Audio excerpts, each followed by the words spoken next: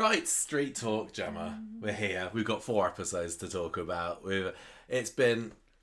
Seriously, I was just reading through the notes for previous Friday's episodes. I vaguely remember this. I think I know what happened. I mean, I'm not going to quiz you, but if I were to say to you right now, tell me anything that happened in last Friday's Coronation Street, I'd be very impressed if you Tracy could tell me comes a to the whole garage thing. pretending to find out how Tyrone Stop it, is, you're looking at but the she's really notes. using it as an Stop excuse. it. Right, so we're going to have I don't know... I don't want this to go on for too long because it's Saturday afternoon and I'm a bit tired still. Have I said that already? And people are waiting for the episode to come out. So we'll see what we can do to whiz past some of the not so exciting We won't be parts. able to. I know it's difficult. Because you can't edit as you're watching, as you're reading. I binged through this week's episodes yesterday evening. Sometimes a Corrie binge can be quite exciting. It's like, oh, brilliant! I don't have to wait to find out what happens next. But unfortunately, that kind of to be able to think that, you have to be excited and invested in the stories that are going on, which I can't say that I was so much this week. It feels like it's just... I don't know whether this is true, but has the Abi and Carl affair literally been going on since the dawn of time? Because that's where I'm feeling at the moment. Number one, they're all thereabouts. You can say anything you want on a podcast. It doesn't have to be true or not. But if you say it with conviction, it becomes fact. Okay, so we're going to be talking about the Abi and Carl affair that's been going on since the dawn of time. Number 2, it has been. Oh, good, thank you. And so we got that. We had Todd and Theo. So the first story that we're going to start off with is this family affair. And I thought it was going to get rumbled this week when Debbie comes into their hotel room at the end of the week on Friday and Abi pops out. I literally said, come on, fine, just catch them at it so we can move this story along. But I suppose the story has moved on, hasn't it? Because Abi dumped Kevin this week. She's sleeping on the sofa now. What a total bitch. But he doesn't know about his brother. Well, he thinks he does. He does. He thinks he does. It's weird, isn't it? It's a weird... How is he going to react when he finds out it's true? He's like, I told you. Hmm. No, Okay. I don't know. That's going to be first. We're then going to be talking about the end of Noah's Ark, which is the shocking surprise from Monday's episode, which was Noah has popped his clogs. Noah's contract ran out. Yeah. What's going on? Did anybody see that coming? Don't say yes, because that's a lie. I thought this was really interesting and such a weird thing to happen that it makes me think something behind the scenes happened. But I don't think it did. It does. I know, it totally didn't. It's clearly planned, but it does come across as being like... No one just dies. The actor's just done something to really annoy the producer. No. Like, he's got to move to Australia. And so, I mean, just like a soap character, he just went. He didn't even see him die, did we? That would have been quite good. I wanted to, Heart Attack Man. Yeah, he could have been like Heart Attack Man. Yeah, excellent. Anyway, so we'll see what that was all about after that. Then we got the Asha crashes storyline, and she is really crashing down quite deep at the moment. There's sound effects and all sorts. It's terrible. Oh my gosh, and racists and my god. Do you think that there are people who are avoiding talking to their GP about mental health issues because they don't come with sound effects, and they say can't be PTSD because there's no weird... Yeah, I must just be really stressed out. And the funny thing about that noise is that's the sound of the camera moving, isn't it? Like, the camera kind of moves and we hear a whooshing noise. Why are we hearing the sound of the camera? Know. We'd have to ask one of the directors. If only one of us interviewed. If only we ever did. We have got the Beck from the Dead storyline, which has been relegated to 4th place this week because it didn't even appear in Friday's That's episode. a very South African accent. What? Beck from the Dead. We called it the Tyrone storyline. He's been doing sod all, has he? He's just been lounging around in bed. I called it flat tire before, but I'm calling it tie down now. How fun is it to be an actor who's bedridden? Is it good, or does it start off good and then you hate it? Probably. He's going to be up and about soon. I bet he's not cosy because I bet it's really hot. Yeah, probably. We then got a bit more of the Boy George storyline. That's the highlight for me. What's been going on with Christina and George and Jenny, of course. Bizarre, but I'm still enjoying it because it's a bit of light relief from all of the other tragic misery that's encircling the rest of the plots this week. What do you mean? What's wrong with it? Dead people, sad stuff. Affairs, breakup of marriages, yeah. And then we are going to end up with the Oliver twist, which is what's going on with Ollie. I do not know what's going on with Ollie. No. Well, I think I do, but the thing I think is happening is even weirder It makes it even weirder. Let's get to that when we get to that in a couple of hours' time. We'll start off with the family fair. Would you like me to do this one? Do you want to? Yeah, I'm watching the rugby. So Gemma's watching the rugby at the moment in the background. It's I'll just nudge you if I want you to. It's nearly half time. Yes, it doesn't matter. Right. Okay, go on. I'm going to do it. So we got last Friday's episode we're starting off with, and back in the day, that whenever it was, 8 days ago, Tracy's still wanting her money off of Abi and Carl. She still reckons that she's going to get this 10 grand out of them, and she's been very lenient, hasn't she? She's been asking for this for about a month now. I would have pushed it a bit more because it feels like a time-sensitive thing. Well, I don't know how long a divorce takes. And even if it doesn't really matter compared to real life, because everything in Corrie time seems to happen at I just genuinely much brisker pace. I understand Carl's reluctance to let this come out, but why does Abi not just come clean now? Yeah, well, because she still cares about Kevin. She's just not in love. He's gonna find out at some point, and he's gonna know that it happened. So what are you trying to do? So surely next week this has got to come out, but I don't know. But back in the days of last Friday, Abi says to Tracy, "Look, we can get you £500, but that's all." And Tracy's like, "No, don't want £500. I want £10,000." She's quite ambitious, isn't she? Yeah, might be an ambitious demand, but there's one thing that Tracy Barlow doesn't do, and that is backing down. So she's still she kind of does. Give me the whole lot, please. So Carl pulls up to Abi in his car at the garage, and she tells him about Tracy's visit, and he's like, I don't care, she can have £500 now and lump it, basically. So that's there's a whole subplot about the lights going off, and I don't know why that's relevant. Oh yes, the lights did go off at Preston's, didn't they? Maybe the lights went off in real life and they were like, quickly put it in the script. Well, because Carl comes in with this £500 to give to her. Tracy says, "No, I want everything, please. I'm the one calling the shots here," but she's clearly not. I think Tracy of old she'd be springing into action a little bit more. Gemma's just transfixed by the television. This is why we don't have the telly on when we're recording a podcast. We're 21 to 8 at the moment. We're doing quite well. Honestly, it's boring.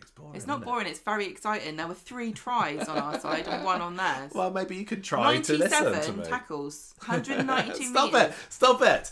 Right, so Brody, he's also in it a little bit on last Friday. And he's trying to just get back in Carl's good books after being a terrible lackey. And Carl says, "No, sorry, you've screwed up for me too many times. Bog off, I don't want anything to do with you anymore." Then we have also a little bit of a mini subplot for this of Debbie going to Glossop. And I can't remember all the details of this. Again, when we watched this episode, this is after we arrived in Manchester last week. We arrived in Didsbury, didn't we? Very late. So it's probably past midnight that we were watching this. We haven't really had peak watching. We haven't had normal watching for this week's, no. So Debbie's gone to Glossop because she wants to find a musician to help her with this dementia choir. So that they can rub it in their faces. Rub the current dementia choir's faces in the dirt.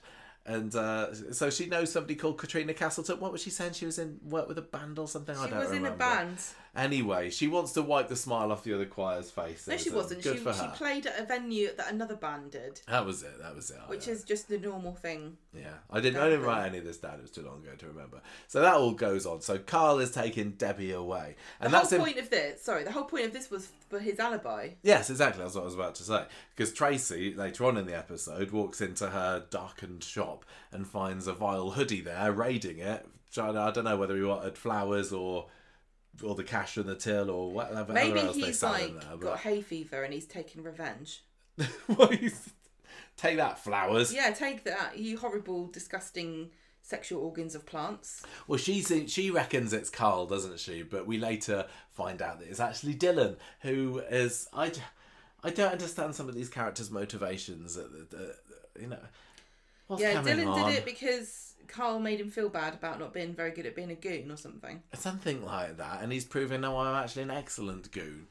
But that doesn't match what I... Carl gives him some money. Dylan's personality. He's got Gonard in prison.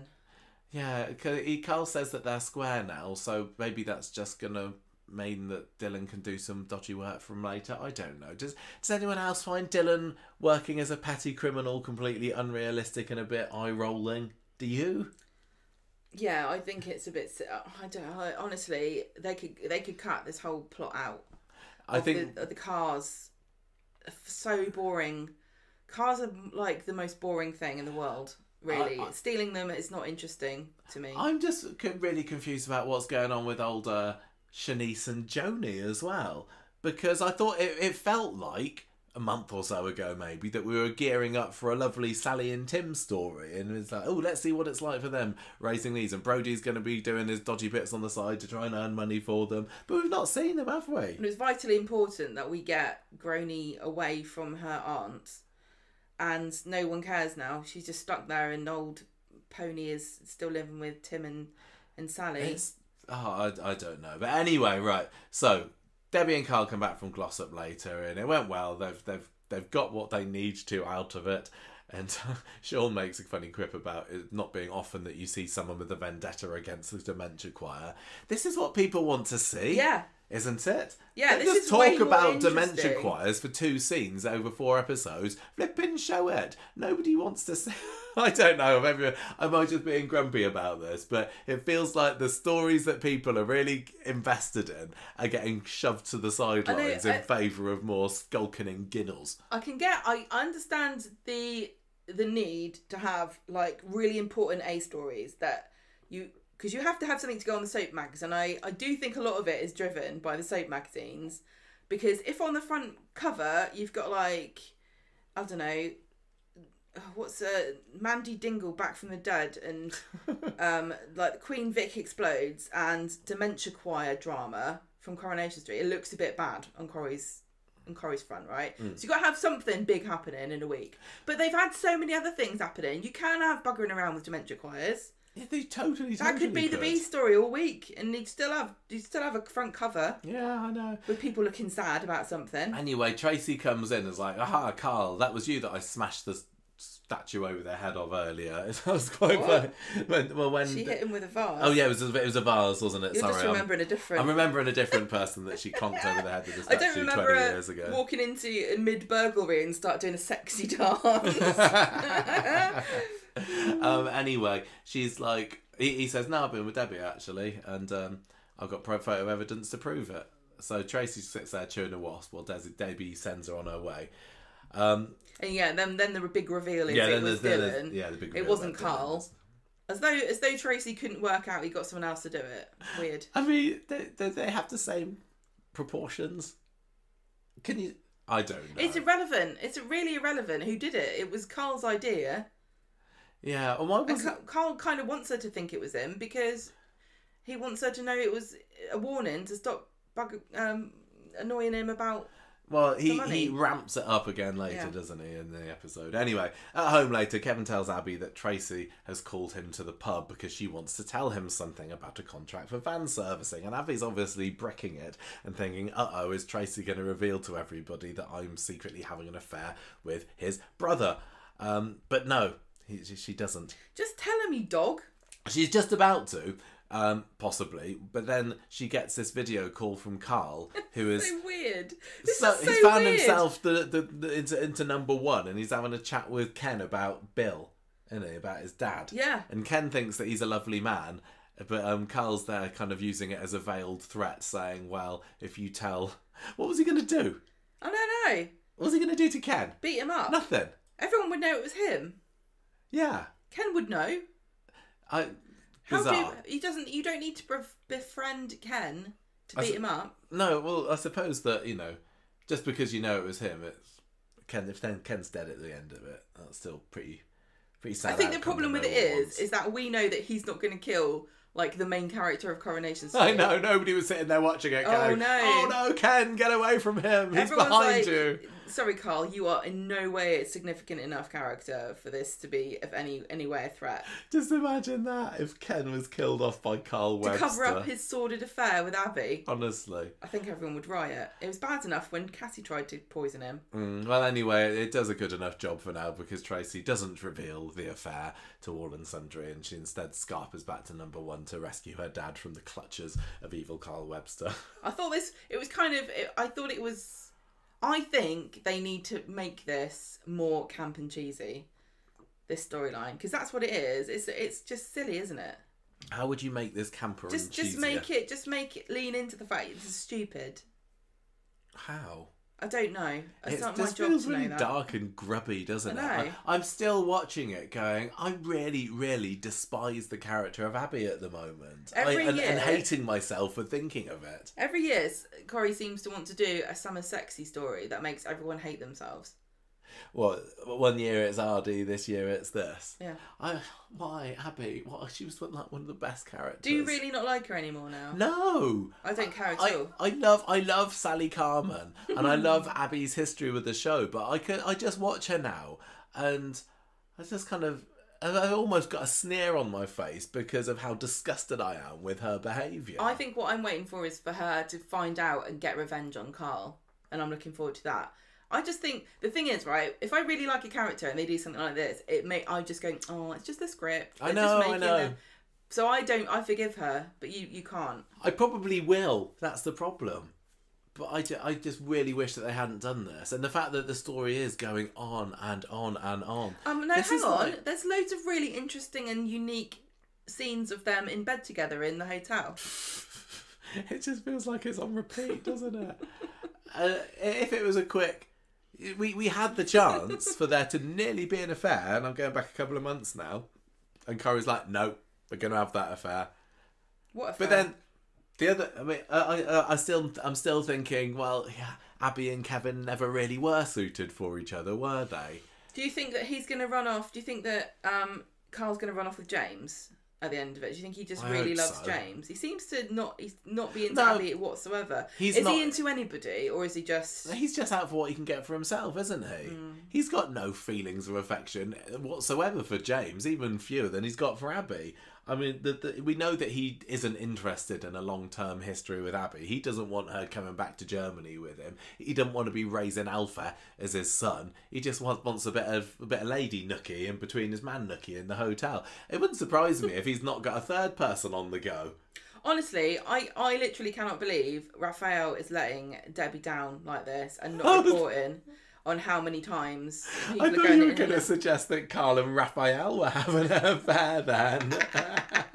You never know. He's always got a smile on his face, hasn't he?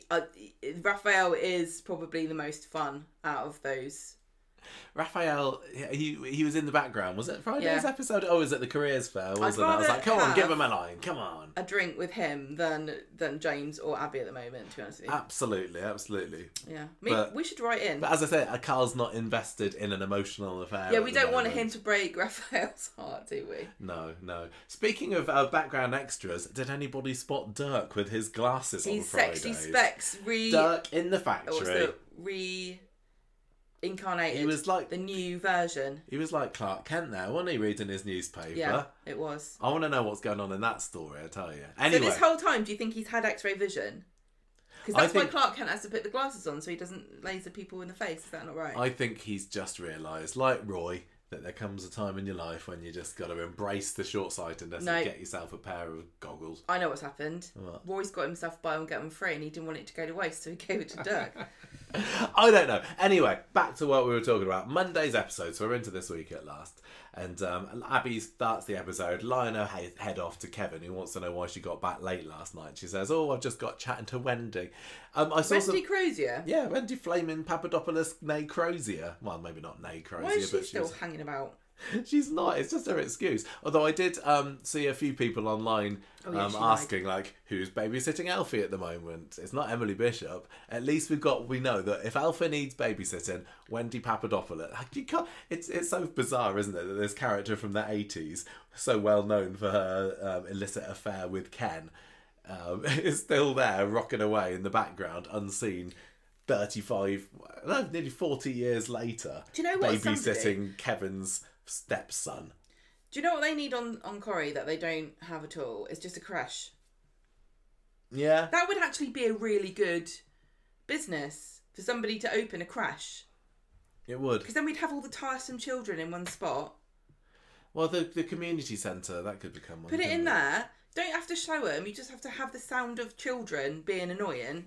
Play that, and then I'll be convinced. Anyway, so Kevin's looking worried about Abi's late coming home last night, because he's thinking there's definitely something going on here.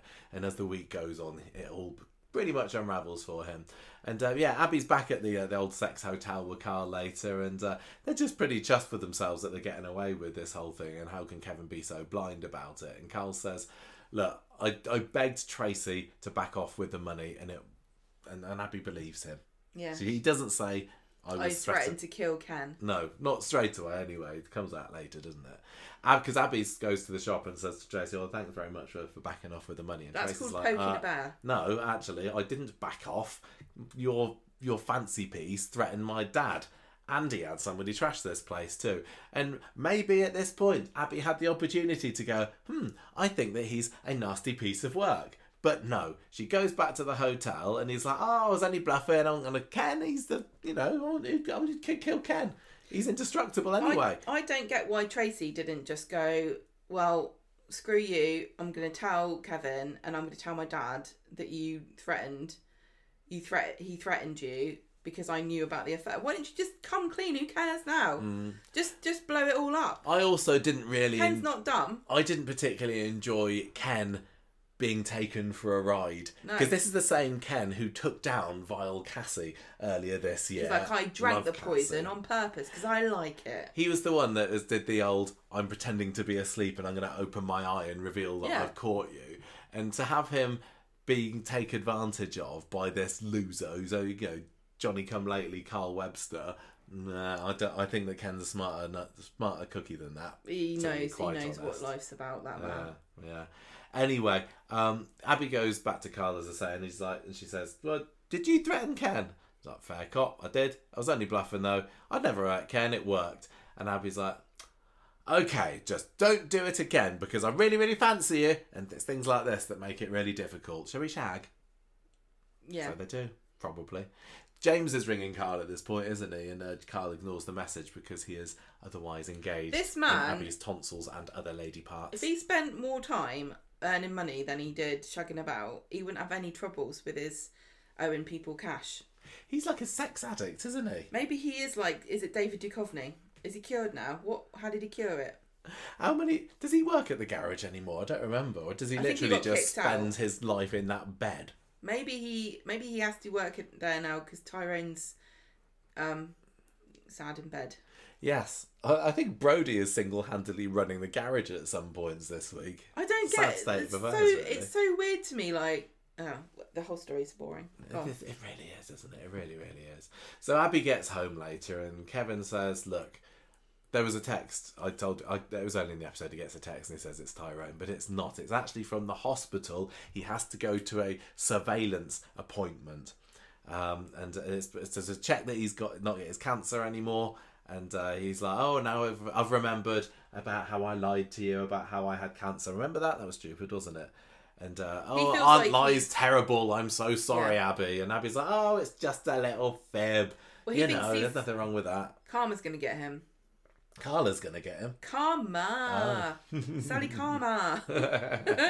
He's worried that, like, the universe being ironic will give him cancer because he said he had it. And it does work exactly like that, so he's right to be scared. Yeah, but he's fine, though. He's all right. Wednesday comes round, and Debbie's popping round number 13 to drive Kev to his appointment. Everyone's falling over themselves to help him with this. He's a frail old man. He should be the one that Carl's taken advantage of, not Ken. Yeah. He's dodderier. Carl's like, if you tell Tracy, if you tell Kevin, I'll kill him. Hang on, this doesn't work. This doesn't work. Anyway, Abby is texting Carl to say, don't know whether I can meet you today. Kev's got his appointment and I probably should go to that. So they go to... Why can't they just text you and tell you? I hate this. It made me feel sick. What do you think the NHS app is for? Thumbs up emoji. Sometimes on there though, you can find stuff out they haven't even told you about because your results get put on there. How else would Why do they bring you in and go? Maybe you'd use the particularly hairy kiwi emoji and the thumbs up to show that everything's going I guess if you only went in when you were ill, you would know and it would make you feel bad. Yeah. What's the psychology behind this? There must be a way of... I don't think they're very good at all with helping people psychologically cope with any of this, the NHS. I know they don't think it is their job, but I kind of think it should be. Do you not think? It's horrible. Anyway, the consultant says there's no cancer present, so that's lovely. No, he said there's no active cancer present. No active cancer present. No, there's some lazy stuff in there, but don't worry about it. Kevin's obviously very chuffed about this, but I thought that Abby's reaction was bizarre there because is she hoping that he's going to die of cancer so that she doesn't have to lie to him anymore? She's just realised that this will, like, she has to decide. She's got to end it. Like, she was kind of focused on the cancer as like a reason why she couldn't do anything with Carl, right?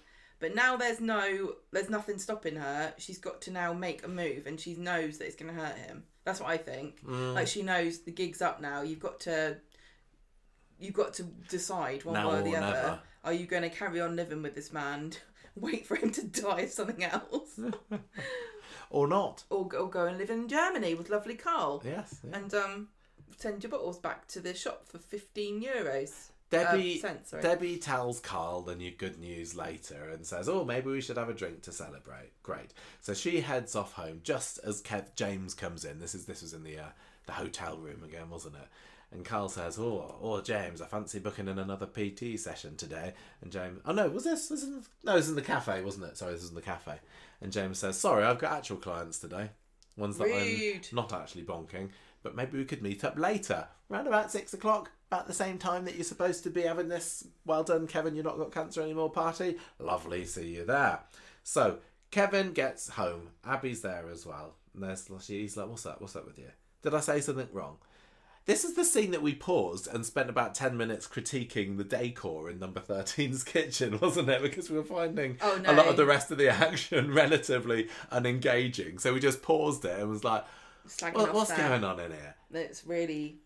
I challenge anybody listening to find a worse piece of interior decor, not just now, but in the entirety of Corrie's history, than that hideous red sports car that Kevin and Abi have got adorning the wall in their kitchen. It's a red sports car in front of the Eiffel Tower. That is classy, that is. It's just horrible. I think absolutely horrid. It's so bad I don't even think they sell it in IKEA. Kevin doesn't strike me as somebody who's got terrible taste. Is it supposed to be like a tribute to Hilda's Muriel? I think he's got good taste, Michael. I wouldn't say he's got good taste, but I'm also going to point out we don't have the best interior decoration in this house. Excuse me, we're sitting in front of a wall of Coronation Street pictures, and then just the other across the room we've got Nintendo pictures. So I think a lot of people would say that his one is better than. We don't have it. We don't have it front and center in the kitchen. It's absolutely disgusting. It's hideous. Our kitchen, the epitome of tackiness. It's stylish because we have 2 certificates from the marmalade competition. From My Marmalade, silver and bronze, and we have a golden lobster, and that's just a tribute to Deirdre, isn't it? A picture of my great ancestors, who I don't really know who they are, but one of them looks like he could have been Jack the Ripper. We also, you pointed out that they've got the same picture of Alfie twice. Yes, they do. Alfie in the snow. We've only taken 2 pictures of Alfie because he's never in it. He's always over at Wendy's house. Clearly, they've not taken 2 pictures. They've got one picture. Sorry. Twice. Yeah, it's him in the snow, and they've got a little mini one on the windowsill when they're doing the washing up in the kitchen, and the other one they got massive behind the door. I never noticed. I hate that. I've never noticed it before either, but they did it. We noticed it when we went to we were looking behind the scenes, and we went to the Metcalf's house, and there's quite a few repeats of pictures in Sally's house. Like, here's Tim and the horse. Just across the other room, here's Tim and the horse again, the same photo. Here's 3 copies of her electoral poster for when she was running for mayor. Because they've obviously printed them out in different sizes. Yeah. It's not like they went, print 5 of these, because we might need a backup. They've gone, I'm going to do an A4, an A5. It's not even that great a picture, is it? Well... Come on. Anyway. The decor's rubbish. Number 13 needs a bit of a... No, I think it's... it's what they like, innit? Well, I mean, I suppose he's at least he's covered up the serving hatch hole, hasn't he? With that strange silver, I don't know what it is. Do you know what would class the place up more? What? Some Bernie boudoir pictures, like Dev's got. Yeah. Some saucy pictures of Abi doing her model poses. No, Bernie. Oh, just Bernie over in Kevin's Everyone house. should have a copy of that. I'm going to write in and ask if I can have one. Maybe that's what a cast card is. You do get some men, I suppose, that just like to have fancy cars up on their walls. Yeah. I don't Cars know. are one of the most boring things in the world, though.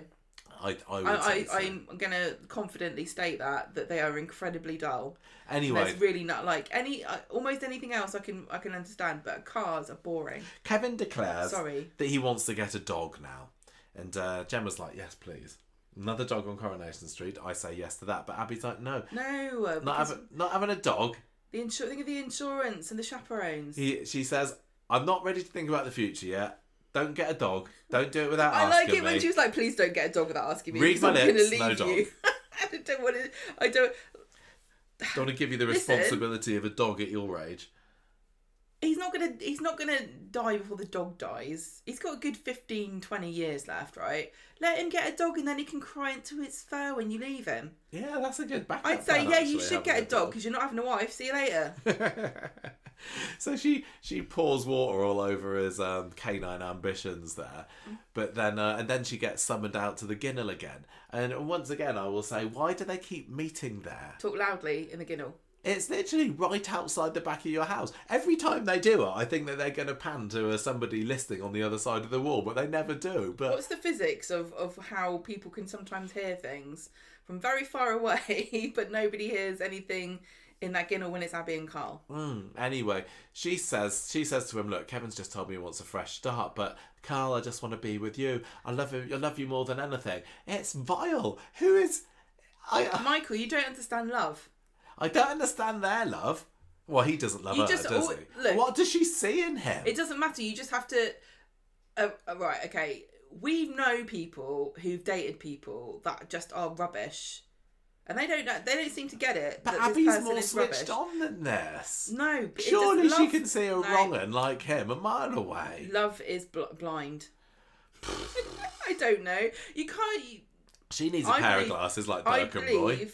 There's nothing more stupid than somebody who's in love who also likes cars. Oh. So he's like, "Oh, I promise we'll be together forever." But then when they have a hug, he's looking worried over the shoulder. He's like, "Oh, could go back to Germany." I really hope he comes to a sticky, horrible end. Like, what would be the perfect send off for Carl? Like, Run over by a car. I think something like that. Run over by a car that he's sent off Dylan with an MOT when it shouldn't have got one, and the brakes fail and plough into him and like smear him across the cobbles. That would be perfect for him. Tell you what, the wheels of justice turning very slowly on this car business for Ollie. Ollie's doing something about this car, isn't he? Oh yeah, something. And why it seems to be seriously the longest they've ever spent on a case. I don't Isn't know. it? How much work is involved in this, Dee Dee? Walking around with folders all the time and briefcases. What is in there? Is it just drawings of cars? Don't get Kev see it, otherwise you'll be nicking it and mounting it. Put that look lovely in my kitchen. Can you draw it in? Can you colour it in red for me? Anyway, speaking of pictures of cars, if you had a sports car, what would be the colour you'd want it to be? I don't know. Would you like a green one or an orange one? I would like a lovely, bright, bold colour. Not green though. Green's an unlucky colour. Kevin shows Abi this Ford Capri later, a wreck, and he's like, "Oh, we could have a project and do a car together." Now that actually seems fun. As boring as cars are, that would be a good thing to do. It's like a jigsaw puzzle. Yeah, but with spark plugs. I'm just going to look at what a Ford Capri is. Abby's like, "No, look, I can't do this. Can't do any of this." And then finally, at last, she's like, "I think we should split up." Yeah. Shocker. At flipping last, Abi. Maybe she doesn't even like cars. Do you reckon? That's what a Ford Capri is. Okay. It's alright. So Kevin's like, "I didn't see this coming whatsoever, despite the many, many clues that there have been over the last few months. What's going on? Why would you be saying this? It's Carl, isn't it?" And she's like, No, it's cars. Nothing to do with Carl. Definitely not sneaking off to the sex hotel every opportunity that I can for a quick bunk up with him. And he's like, no, I don't believe you, actually. She says, I love you, Kevin, but I'm not in love with you. It's just so cheesy and cliche. But then they can't really go much further with that conversation because little Jack wobbles in. And Debbie says... No, he's not little. He's bigger. Big Jack comes in. He says, it's an emergency at the pub. Debbie's told you got to go over and see her right now. And so Abi follows him and tells Kev, well, our drama's just going to have to wait. Let's see what's going on with Debbie. I hope her dementia's not playing up again. So, Debbie, always a highlight of the episode, tries to celebrate their good news with a blooming great news balloon that pops up from behind her, which was great stuff. And she gets the drinks in and saying, oh, where's Carl at the moment? We know he's with James. It's just all very awkward for Abi and Kevin because they've got a rather important conversation that they should be having. She's doing that classic steamrollering over the conversation to insist that they drink champagne and celebrate and just not letting them say a word about why they look miserable. Yeah. And not even noticing that they look miserable. Kevin always looks like his face is falling. Yeah, but Abi, I don't know. Anyway, she eventually senses the atmosphere between husband and wife, and Kev says, I want to go on. He's just like an old man, isn't he? No, this is like me, actually. I know. If somebody told me, come to the pub, Michael, it's an emergency. Firstly, I'd be like, I don't even know where the pub is. But once I manage to find it, I'd just be, I don't feel comfortable in this place. I need to get away from here. But Kevin's not. If I said to you, come to the pub, where would you go? There isn't one, is there? We don't have a pub near us. It's the perfect locale. I literally can't think where there is where our nearest boozer is. I've got no clue. Anyway. No, there isn't one. So anyway, Kevin's saying that he wants to go home. And then Carl turns up. We've got Greg's. And Kevin pushes him out the back and says, I know you've been lying to me. I know that something's going on. And Carl, still in denial here to Kevin, saying, no, nothing's happening. I'm not bonking your wife. But Kevin's not having any of it. Carl says, look, mate, I'd hardly do your wife while you were fighting cancer, would you? I'm not some monster. I'd never betray my own flesh and blood. Oh, I hate him so much. And then Kevin calms down and is like, funny. oh no, I just can't stand Carl. I think they've brought in Carl as a character to try and make me like Kit more. Oh, is it working? Yeah, I think it is. Excellent. I don't watch Kit and go, oh my god, I really hate you, like I do Carl. Oh yeah, vile man, horrible. Ugh. Anyway, Kevin's calmed down a little bit later and says, oh, Carl, Abby's leaving me. Who's going to wash my pants now? Then Abi, Speak of the Devil, comes out, and she's a devil at the moment, sits next to him as Carl gets up and goes, and she says to Kevin, well, look, Kevin, we had a good run. You saved my life after Seb died. You helped me get back on a good path. Cheers for that, mate. I owe you everything. But you wouldn't want me to stay just out of gratitude, would you? You're a good, kind man. I know you'll find someone else. Oh dear. See, I still think that Jenny should have a pop at Kevin. She doesn't. I don't see that. I don't see what Jenny is going gaga about George about, but at least Jenny and Kevin have had some sort of history together. I think Kevin is like the ultimate version of a bloke who just gave up. He is the pinnacle of masculinity. He's the like, I don't care because I've got a bird and I've got a job, and I'm not going to put any effort into like cultivating any sort of personality beyond cars and moaning about things. Cars, beer, and moaning. He's really, Maybe he needs miserable, to have a isn't makeover. He's gotten worse all the time. He's I just know. miserable. He used to be so chipper. Remember when him and Terry and Curly used to be playing their instruments in the Rovers? Remember that picture? No. Well, yeah. What was it? What did he that play? For? Was it? Oh, I don't know, banjo or something. Yeah, he used to be such a life and soul. He's such a miserable old fart. He's a popper. He's, they've taken the Kev the crank and then... Yeah, when she says, oh, sorry, Kevin, you'll find someone else. I'm like, what, who? Somebody who's like really unfortunate. In some ways... The saddest woman in the world. I mean, the fact that he managed to end up with a woman who's interested in cars just as much as he is... It's astonishing. Yeah. Maybe it's almost like it's made up. What was that? Who was that lady that Oh, Demi. She's into man's things, isn't she? Remember Steve's bit on the side. Is it man's things or is it just things that men like? I don't know, but I'm watching the women's rugby, Michael. how I'm we very doing? progressive Still, and feminist. we got twice as many points as Canada has at the moment. know. That's good. Okay, so anyway, she says, "I'm sorry, it's over. I'm sorry." And she gets up and leaves him alone in the shelter. And the camera pans out, and it's just all a load of misery. So Carl strides up to Abi in the Ginnel later, their favourite meeting spot that's not 5 stars, and says, "What do you think you're doing there?" She's gutted about how much she's broken Kevin's heart, and when it all comes out about her, she says the street's going to have a field day. Carl's like, "Well, maybe then we should keep our affair under wraps for a bit longer." Oh no! How long? When do you think this story is going to end? Because I need to book in a party for that day. Easter. Do you reckon it could keep going that long? I don't know. Honestly, it feels like it's like you said. Was there a time it wasn't going? It feels like surely the big reveal to everybody has got to be. It's got to be soon because it's like it's the only thing that's interesting about this is what are people going to say about it. But honestly, at this point, there's nothing they can say that's going to be sufficiently interesting to me.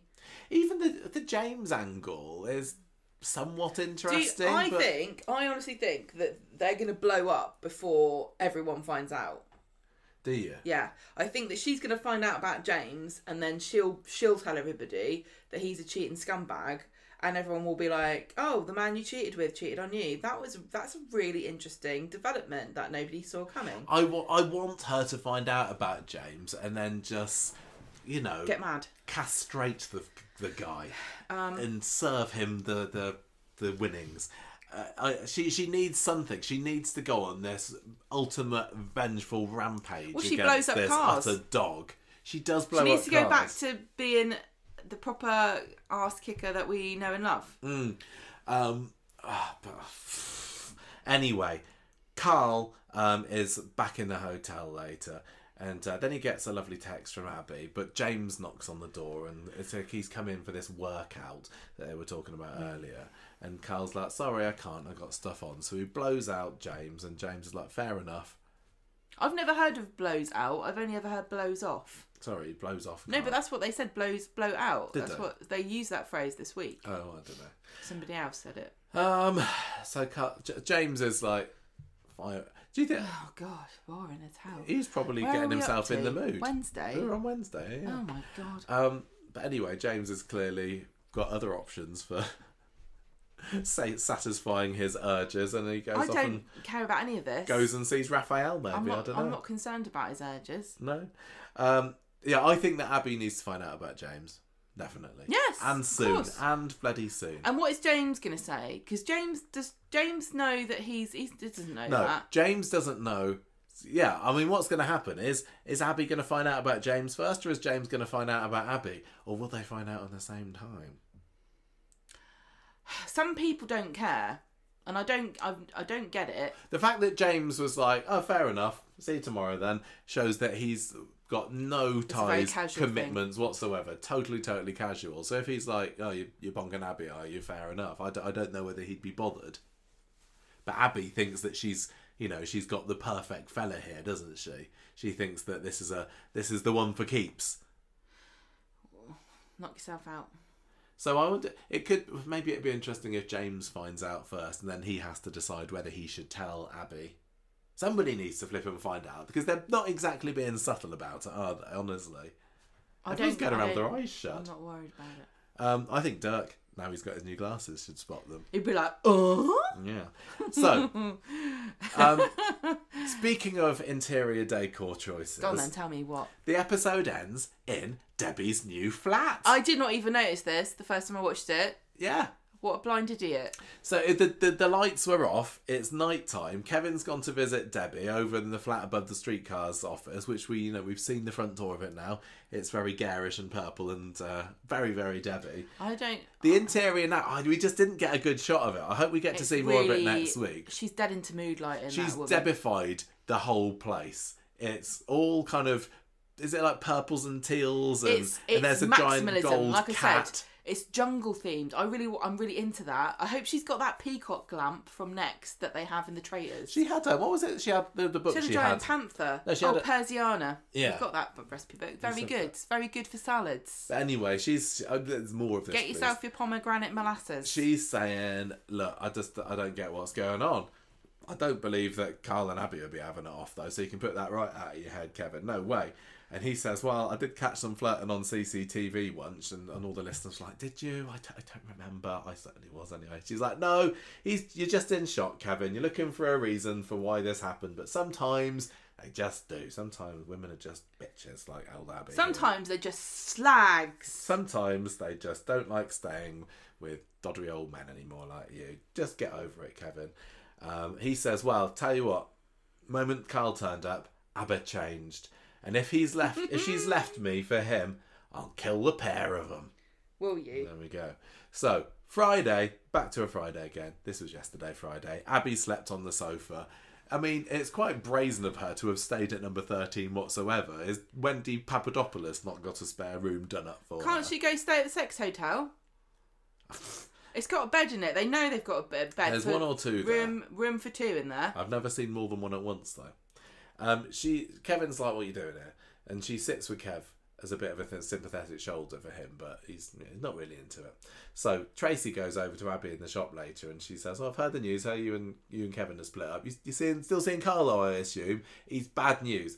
He'd done over my shop. And Abby's like, no, I'm not. I don't need any of this, Tracy. You make me sick, and storm out. She's got no flipping friends left. I make you sick. She's going to have no friends left after this. What is going on? You absolute tart. So anyway, she makes her way to, I guess where? Yes, the hotel again. And she's there as Carl is texting James. We're getting no response. James is maybe is a little bit more... He's over it. Yeah. Well, They get back into bed. They've got no clothes on. Rinse and repeat. Can't believe it. And she says to Carl, I'm feeling really guilty and sad about what's going on here. Can we just run away now? Me, you, Alfie, Germany. Let's do it. Where in Germany are you going? And he's like, no, I don't really fancy it at the moment. Doesn't seem like a realistic option. He pulls Debbie out the bag, doesn't he? He's like, number one, we don't have any money. And she goes, I don't care. Number two, what about Debbie's getting dementia? The sister's got dementia. And he's like, I'm worried about her at the moment. She's getting worse. She's not going to get better, you numbskull. What do you mean? And she's not seemingly getting any worse. She's fine. She's got a giant gold leopard. Yeah, she's living her best life. Carl, you can bog off. You don't need to stay here this long. Go to Germany, you creep. Abby says, Debbie's so lucky to have a brother like you. Fine, let's keep this secret for another... How long's she in the show for? 2027? Yeah, let's do it. What boring. We just got to be patient, he says. So Debbie, at the end of the episode, walks into Carl's room. Abby pops out the bathroom, and as I was about to think... Debbie is going to rumble them. No, this is very significant. She catches them, but Abby says, I just came round to give him his wages. And Debbie says, what's she saying? Like, you're still paying cash, do you? So she doesn't believe it. She was suspicious. And she says, look, are you two? And Carl says, no, don't be so stupid. It felt a little bit like she was appeased by him, but I certainly hope that those wheels are going to start turning when she gets talking to Kevin. When Kevin's like, they're having an affair, and she's like, I don't think so. And then she goes to the hotel and they're there in the room together, and she's like, okay. But she's got a very easy way of finding out, surely. What do you mean? Literally, just check the CCTV in your own the establishment. Hotel. She's paying. She's paying for them to shack up together, because I'm sure that Carl's not paying for her room. I think she can ask Raphael. Have you seen this woman? Oh yes, she comes round here at least once a day. Yeah, she's always here. Yeah, she's insatiable. There's a very, very easy way of unravelling this sordid affair now, Debbie. If only you thought about it. I certainly hope that happens next week. If Abby really is serious about moving to Germany, let's see her Duolingo streak. Yeah. She said she'd learn it. She said she'd learn German. I bet she can't. But she didn't even try. Yeah. Right, anyway, that's what's going on with the Abby storyline. It's bloody miserable. Right. But at least there has been a development of them splitting up just for the larks. It's oh god, it's worse now because Kevin's even more bloody miserable. It's such a horrible, He's such horrible a storyline. miserable man. I don't enjoy it whatsoever. Right, what's going on with Todd and Theo, Gemma? Noah, he's dead, isn't he? Do you know what? I find, and I don't know if this is controversial, I think that I hate Theo more when he's being nice. He creeps me out. He was proper creep. Was it yesterday's episode when he was like, "Hey kids, we're gonna have some Vietnamese food and you're gonna have a lovely time here." He was just overdoing the enthusiastic dad routine. The Weasley twins weren't having any of it. I'm not gonna. Whenever we criticise characters, people seem to take it as like open season on the actors, and it is not about that. But he was acting a bit like a children's television presenter who ends up with allegations. It's just being really weird and creepy. So on Friday they're moving in, aren't they, to the new place? And Theo's grumpy, and he's mad that the things aren't packed away, and he's tripping over boxes. He's got his court case coming up for the custody of the children. You don't want him. Who are probably in their 30s. I'm surprised they don't have their own children. I do in this instance kind of feel for him, because as much as Danielle deserves to be a raging bitch, I don't think she does have the right to stop him from seeing them. I don't understand why anybody thought that he wouldn't get to see his children. It seems like, I guess I understand why he was stressed, but I don't know why I was supposed to be stressed about it, because I don't like any of them. And also, I don't think it would make any sense if he wasn't allowed to see them. So, no. Anyway, he's just stressed out, and so Billy comes in, and I also still don't get, and I know that he's being coercive, and Theo's separating Todd from all of his backup support, and you can tell it's happening. But we also don't get why, if Theo said I don't like him around you because he's at your ex, why they don't just stop rubbing it in his face every time they get together. Todd's like, no, Billy's all right. You ain't got anything to worry about. I don't think it's mature at all to like have a ban on somebody seeing their friends or their exes or whatever. But I also don't. It seems like they're being way more friends with each other than they were. I know. Anyway, so Billy comes over. He's got this plant, and Todd's like, "Oh, Theo's really on edge." But so between them, they decide, let's get everything sorted out so that it would be nice and ready for when he comes back, so he doesn't have to worry about at least this. Then he calls in Brian and George, and nobody seems to be putting anything away. They're just standing around. I love how nobody's saying, why Brian? I kind of get George, because George can't keep away because he's very lonely and rattling around at number 11. He's got to get his minimum episode count in. But Brian, yeah. We also had minimum episode cat appearances from Kirk and Chesney on Friday, didn't we? Walking through, what were they talking about? I can't remember. Walking through the precinct talking about something. But I also like this sly insinuation that Dee Dee's a slovenly cow, because they're spraying everything and cleaning everything like she's been rolling around in dirt in there. Like Brian's like, oh, you got to clean everything. I bet you Dee Dee has had that place completely spotless. You reckon? I reckon she bleached the hell out of everything before she went. She's a hard-working single female lawyer. She hasn't got time for sanitation. She's a tidy lady, that one. Anyway, so they're all helping out. Oh yeah, Christina comes round as well, doesn't she? But before then, I'm loving the Christina return, and the fact that she's now elbowing into other people's stories. Like, yeah, I'm having all of this. Yeah, I want to be in Coronation Street. I literally, I've got no idea how long she's staying for. She may be permanent, in inverted commas, character at the moment. She could be going next week, she could be going next year, she could be going in 10 years, I don't know. I really have no idea. Yeah. She's a proper classic Corrie character. She's a, we've lost some matriarchs this year, and I think she slots in just absolutely perfectly. She's perfect. Corrie bosses, can you see this? The only reason that I can think of, well, maybe two, is why they wouldn't be wanting to keep her on full time is A, Amy Robbins doesn't want to, and B, maybe she's a bit expensive. Maybe. But they're shedding cast members left, right and centre. Surely there's a bit of Amy cash in there. Must be. Keep her Coronation Street. She's amazing. Everyone send me £1 and I'll make sure it gets to Corrie to keep Amy on. But anyway, I'm just savouring every minute that she's in the programme. This is what I mean. Every scene that she's in, I'm like, there are some characters who are just, like the delicious condiment that you don't want it. You can't eat a spoonful of it, but you need it with every meal, don't you? And I mean, she is guilty of some of the things that I'm not happy with Abi about, because she's also a liar, she's manipulative, she's sneaky.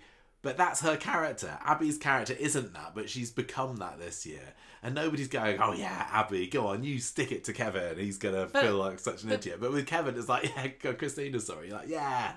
But Christina has fun doing it.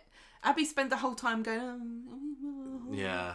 Right, so, before Christina comes round, Theo walks in on Billy and Todd having a big hug. Oh yeah, they've got their arms around each other, haven't they? And I don't know what.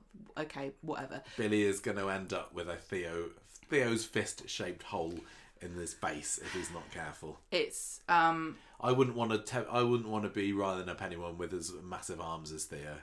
No, it's not. They wouldn't. It doesn't deserve it, but it is strange. They're so much friendlier than they've ever been. It's almost like it's made up. They've got history. So Christina comes round, joining the party. Mary's there. Theo is like you would be. Like, can everyone go away? Like, I don't want people around my house. You love karaoke, so you wouldn't mind that bit. Yeah, I'd be all But he's like stressed about his court case. The house is a tip.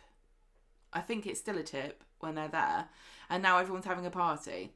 And Mary and Christina fight over the mic, and then Theo tries to get her to go or do something. And he tries to get rid of Christina. He tries to grab the mic off her, and she's like, I know about men like you. Don't scare me. I know exactly what kind of a bloke you are. And I love that because she was like properly standing up to him. But also the brazenness of being at someone's house and drinking their champagne, and you hate them. Yeah. Just go home, Christina. Love it. She can help take him down. Yes, please. And this was, again, this creepy mask that Theo wears of this air of jolly... It's like fragile jollity, isn't it? It's like, he's so scary. He's scarier to me when he's like that, because when he's having a go, you know that's the real Theo. Mm. Anyway, so they eventually manage to get everybody out. And then as soon as everybody leaves, Theo's like mad, and then he goes and has a shower, and he comes out, he has a go at Todd and saying, I wanted us to sort this out, not everybody else and all your mates. They put everything in the wrong place. Then he gets a fork and he's like brandishing the fork, and he's like, you can sleep in the spare room. It's, yeah.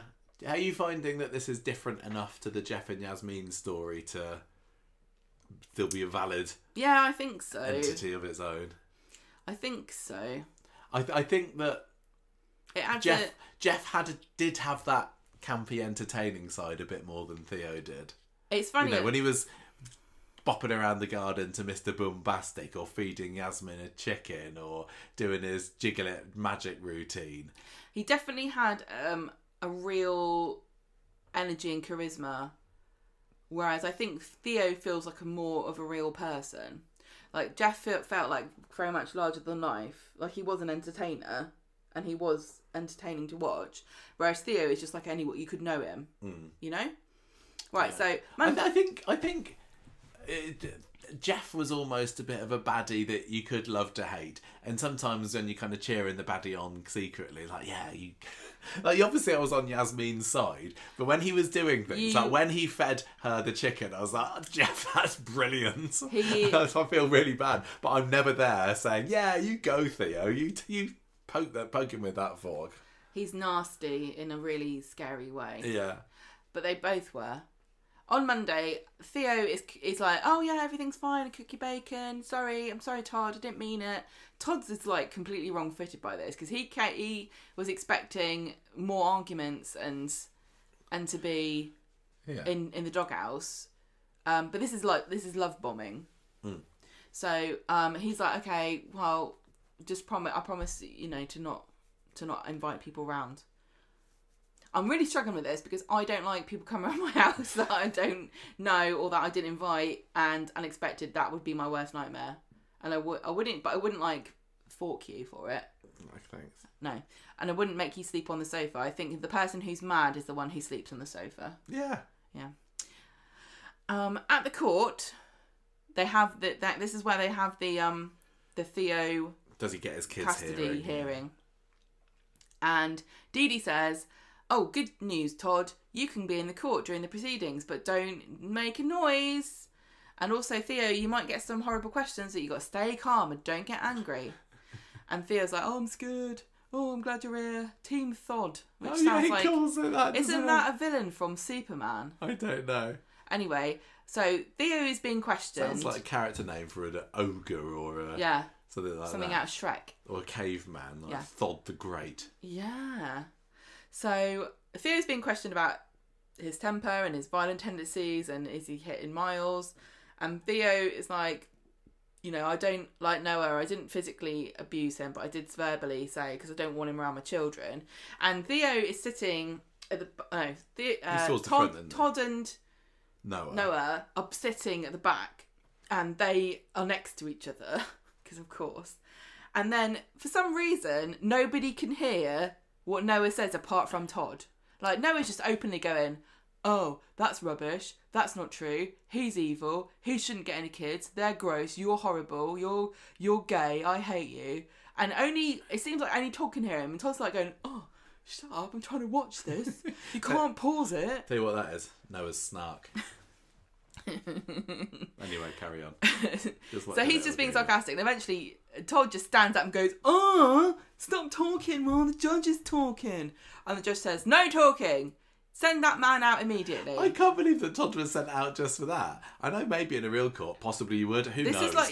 My only knowledge of courts is what I see in Coronation Street. But usually you can get a couple of callings out before you're thrown out of a court, can't you? They pick up their gavel, which you're not supposed to have, and they go bang, bang, bang, and go, "Order in the court. If I hear any more disruption, I will have you removed." Yeah, but he's like, no warnings, doesn't he? Get He's out. just out. Just get out. And as he goes out, Theo's looking at him, and Noah's smirking, and Todd goes out with his tail between his legs, goes back to the flat with Summer and goes, "Oh no, what will Theo do if the case doesn't go his way?"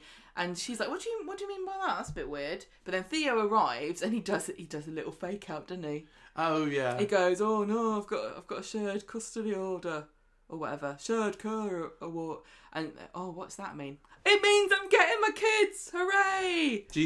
What do you think he would have done if he hadn't won the kids? Would he have taken it out on Todd? Yeah, microwaved his hand. I think that there would have been very, very serious consequences. But the fact that Todd even thought, he worried about what's he going to do. Yeah. He doesn't even realise. He doesn't even realise. Yeah, why not? If he knows that if things aren't going to go his way, Theo's way, then it's bad news for Todd. That should be enough at this stage for him to get out. Oh, no, don't start that. I'm not victim blaming again. I didn't say you were victim blaming. I'm just saying it's a lot more complicated than that. If it was that easy, nobody would be in abusive relationships, would they? No, I know. I know it's really hard, and I don't understand it either, but when people tell you, you have to listen, because if you want to solve the problem, you have to listen to what people tell you who have gone through this themselves. Because the thing is about it is that when Theo is nice to Todd, he's really, really nice, so to Todd it's like, as long as he's happy, as long as I keep him happy, as long as everything goes all right, and then he takes the responsibility of that, managing Theo's emotions onto himself, and then blames himself and kind of feels like he deserves it. It's a really manipulative situation. We know this. It was interesting that Summer was almost there. It kind of making me think that she's going to be possibly a bit more aware. But the thing about it, if they're gonna do this story properly, is that it feels to me, to do this properly, you would have to have at least a few people tell Todd to his face, you're in a coercive relationship, this is abuse, and he will go, I'm sorry, I can't be friends with you anymore if you're going to say that. Because that's what happens. If you recognise this is happening, you can't say anything to the person but to alienate them, because you're just taking their support system away, and that's exactly what the abuser wants. You have to let them know, I understand that you think this is okay, but I'm telling you, I don't think it is, and I'll be here when you need me. That's all you can do. Yeah. Right, so... Good news for Theo. Getting his kids. Hooray! Let's go to the bistro to celebrate. Yeah, that's right. And then, so they're like, "Oh," he's like, "Sorry, I'm fine now. I won't be horrible to you anymore. Let's go. I was really proud that you stood up for me in the court because it all went fine. So let's go to the bistro, and then they're having their meal when in comes Noah like, oh, yeah, what are you celebrating for? Because Danielle's going to appeal and you won't get your kids. You're horrible perverts. And then Todd like, ugh. And Theo comes between them and goes, Noah, you're not going to get to me anymore, get bent. And Noah says, we'll see. And then he walks off and you never see him again. No. So then Dee Dee and Summer come and they join Todd and they all have a drink and they're all having, oh, isn't it great? Todd helped me. Oh, yeah, they toast opening our eyes, don't they? Which is somewhat ironic. So they're still there. They've been there the whole afternoon, and while they've just been wasting their time drinking, Noah's been off busily dying. Oh yeah, killing him. His heart killed him, which is quite a lot to do in a very short amount of time. But he pulled it off, bless him. And Danielle comes in. Danielle comes in and says, "Oh, what have you done to Noah? What have you done? He's died." So, why did they have him die off screen? I was honestly expecting, because I went into this episode sadly knowing that he was dead, and I was desperate not to see Corrie spoilers this week because I knew that it'd be 4 or 5 days till I could watch the episodes. But I did see online like headlines, tweets, Noah's dead, what now? And I was like, oh damn it, that was a really good spoiler because nobody saw that coming. If I had not known this was coming, I would have been so excited. But if I don't know, maybe it was people who watched when you knew. But it was also more anticlimactic to not see him die. I think if they'd have done a bit of a Colin Fishwick or something here and just have him literally conk out in the bistro, that would have been more dramatic. Why couldn't they have just had that happen? Because I am wondering, I've got my little theories, and I know my theories are always No, go rubbish. for it. Oh, you haven't told my me this. My theory is, I think I told you this, because they're saying, the last time, we'll just get to this bit, the last time we saw Noah, he was fine. Danielle says, he was dead in the front room, he had a heart attack. And Dee Dee's like, look, I know you're really upset, but you can't just make someone have a heart attack. These things just happen. And then Todd gets upset because Theo is like giving her a cuddle and going, don't worry, Danielle, we'll always be a team. I'm here for you no matter what. And then Theo goes back home and he's like really upset and he's crying and saying, I trusted him, he was my friend, I miss him. Yeah, what did you think of Theo's reaction? I miss him, and he's got his elastic band and he's doesn't twanging he? it and going, oh no. There's no way that this happened because you never saw. No way what happened? Let me tell you. Theo leave anyone for any point of time.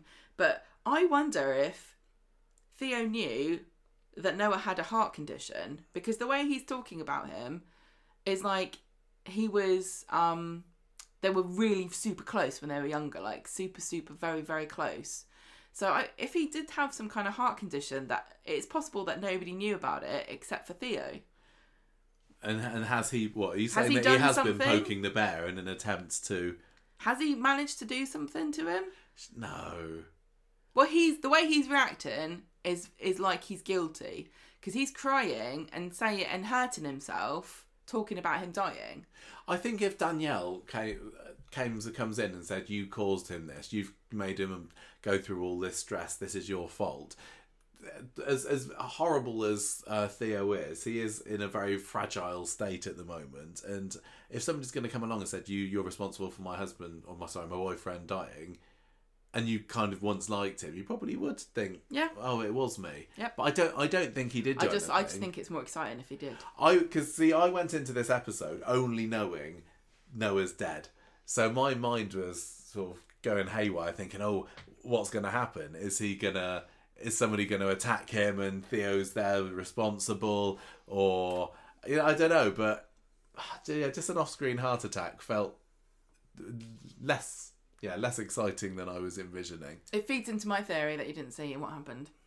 But because I was also wondering, again, because I didn't know how he would die, was this going to be some kind of effect of the beating, which is what Maria suggests. Brain bleed. Yeah, Maria suggests this later on in the week, doesn't she? Because she's worried that Gary was the one who did it. But that's not even brought up by anyone else, and it seems pretty clear-cut that it wasn't related. It was just an unlucky heart attack.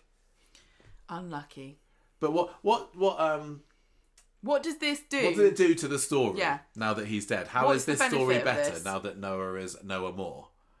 I don't know. I think it's going to make Danielle gravitate back to Theo, and then Todd's going to get jealous. Well, I suppose we have seen a little bit of that this week, haven't Because we? Theo's been like, oh, Danielle, oh, I love you. Oh, I'm so sorry. Oh, can't believe it. It's weird. It's a bold move. Not that Noah was in any way that significant a character, but to kill somebody off just so that could happen. I don't know. It doesn't feel like that's It feels good like enough there was reason. a lot more to Theo to Noah than we saw, because we all had this theory like they were in a gay relationship, Theo and Noah, and that's some people were suggesting that Noah was closeted himself, but I guess we'll never know now because he seemed super invested in people not being gay. Okay, but yeah, it was a big twist, but I've not quite seen the payoff yet. Will it come out that there was a relationship? I don't know. So he's getting really upset is Theo about it. Todd's worried. Todd's worried that Danielle and him are going to get back together or getting very close. So what does Todd then do, which steers the storyline back to Theo manipulating him, which is where this is going. Is that a rhetorical question? No, or are you leading me to an answer? No, I don't know what the answer is. What's the question? If Todd's going to get jealous now, is that going to drive Theo away? No, I think what will happen is Todd will act jealous about something or say something, and then that will make Theo mad at him, and they'll have a fight. Yeah, again, it just seems like I don't understand why Danielle is letting Theo comfort her, because she was like, she must have just been in shock. But if I would be like, this is your fault. If I was the evil Danielle, like, this is your fault. Blah blah blah blah blah. Yeah, it does seem surprising that she is maybe she leaning on his shoulder for a sympathetic ear, isn't it? She killed him. I don't know. Heart attack's boring. You can't just die of a heart attack.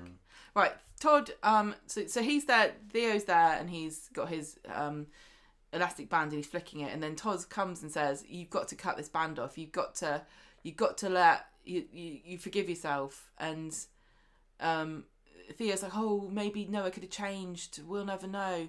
And eventually he snips the band off, and he's like, oh, Todd, I'd never be able to do this without you. And Todd says, I'll never leave you. And he says, you better not. See, this is another thing. Theo's going to manipulate Todd into thinking that he needs to stick around even if he's being abused, because that if he doesn't stay with him, who knows what Theo will do. If he's self-harming, he might even threaten to kill himself. That is a very common manipulative tactic that people use. Yeah, that could happen, couldn't it? I can see Theo. Come back to me. Yeah, Todd finding Theo with some pills or something. Yeah. We commented when we were watching the episode that was that really the same elastic band that Theo's had all this time? Well, we just assumed that he often, changed it every now and then. Ceremoniously, as though that was the main problem. But fine, the last elastic band in the world. Yeah, I'm so glad they don't make these anymore. Anyway, the turtles. What happens on Wednesday? Next morning, Theo's on the phone to Danielle again, trying to, oh, sweetheart, how comfort you. And Todd's really not happy about this. Or the fact that Theo says he's going to go around and see her later. And it kind of makes me feel like this is what Todd was doing with Billy. They're both so jealous of each other. So then Maria gets involved in this. Oh, this is what in the pub with Todd's there. And so Todd is asked by Maria, do you think that Noah dying might have been something to do with him being beaten up? And he's like, no. Why does Theo care? We should be happy. He deserves it. I hope he's not behind me, because that would be sad if I was slagging off his friend who just died. And Theo's like, oh, I can't believe you said that. And Todd's like, no, I'm not taking it back. He was horrible to us. And so Theo storms off. This was some great acting from non-verbal acting from Samia, wasn't it? She's like, this is so awkward, oh my god. She's sitting there doing some really good, like, I'm just going to sit here and chew my lip while these two have a bit of an awkward confrontation. There were so many awkward... She was great here. There were so many times this week where somebody was stuck in the middle of a couple having an argument, and they're like, oh my god, I wish I was somewhere else. Yeah. So, Rhea says to Todd, you could have been a bit more tactful, and you also could have not slept with Marcus that time, but maybe that's something for another day. On Friday, Theo is transformed into, the creepiest child's TV presenter you've ever seen. Which is funny because there are loads of really creepy ones. But he's just desperate for his kids to have a lovely time. The kids are coming round. And Todd's trying to eat his breakfast. He's like, we've got to clear up. We've got to tidy up. If they see any dirt, they're going to get mad and tell their mum. So don't even eat. And he's like, what are you doing? So then we get Millie and Miles. Yeah. And I'm surprised that Miles exists anymore because he never gets mentioned. Well, Millie's been a bit more in the spotlight, hasn't she? Because of the whole fake pregnancy thing. Yeah. I give kudos to these two actors because they are doing a really, really good job. I think they're doing a really great job. People aren't giving them enough credit for this. They are really good. I did say that they look like the Weasleys who joined Slytherin. Again, opening them up to abuse. I'm really sorry about that. I don't know why people think... They've been through a hell of a year, these two characters, haven't they? A joke about a character... It turns into just slagging off the actors, which is really annoying. It's not very nice. Yeah, they're not. They've completely turned against their dad, haven't they? It's completely understandable that they've been brought up in a fundamentalist Christian family and taught that something is very evil and bad. Then their dad does that thing and what they think abandons their family and goes and moves in with a partner immediately. And then they're supposed to go around there and pretend that they want to eat a spring roll with him. I don't think I'd be very happy about it either. They're really miserable. I don't know why Theo spent all that time in court getting them to be able to come over because they hate it. They really hate it. Yeah. But bless Todd, he's trying his best to try and chivvy them up as well, isn't he? By saying, Vietnamese takeaway, let's try this. Place. So they do katsu curry, but it's not katsu curry. It's something completely different. And he keeps... It wound me up because he kept trying to get credit for buying it for them. Yeah.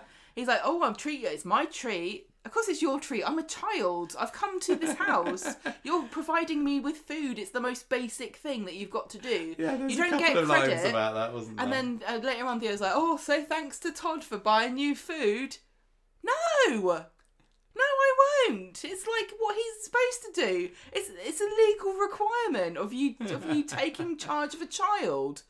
So anyway, they're not really happy. Thanks for the oxygen in this room. Oh, yeah. Have you got somewhere for me to do a wee, or do I have to beg for that as well? Thank you, gracious master, for providing me with toilet facilities. Is there a bed, or do I have to stand up, like, praising you all night? So anyway, they're not really happy about any of this. And then eventually Millie tells Theo they're only seeing him because the court says they had to. Then she locks herself in the bathroom and she won't come out. And then Miles is like, I need a wee, actually. And Todd's like, wow, be grateful there's a toilet. Say thank you very much. So Theo says, all right, I'll let you, just come out, I'll take you home. So she's like, yay! They're so happy. They really are. I don't know how old they're supposed to be. I can't remember. But they 15, 16. Being obnoxious is a talent of a teenager, and they're both very good at it because they hate it and they go. They're just really happy that they get to go home. I hope Danielle won't plan anything. I hope that they find peace. Like I don't care what happens to Theo at the end. He can get scraped across the cobbles with Carl, to be perfectly frank. Danielle, I had more sympathy with at the beginning because she was cheated on by her husband. Shacked up with but she's stirring the pot a little bit now, isn't she? But these kids honestly are the innocent party in all this, and I hope that they're so confused. Hope that they get some kind of closure. They're not going to, because their dad's a horrible, abusive narcissist. And yeah, they're not well adjusted, are they? They've not been prepared for life very well by either of their parents. No. They've just been failed at every point, and they don't really like Vietnamese food. They're the real victims. They are. So Theo takes them. I'm just going to say it again. Really great performances from those two. Give them huge credit. And I will not take back they looks like the Weasleys have joined Slytherin, because that was a very good joke. It's true. Well, you got quite a lot of likes on that on Twitter, haven't you? I just wish I could make a joke without people using it as an excuse to be horrible on the internet. I'm not going to stop making jokes because people are horrible, but I can't do anything about it, can I? No.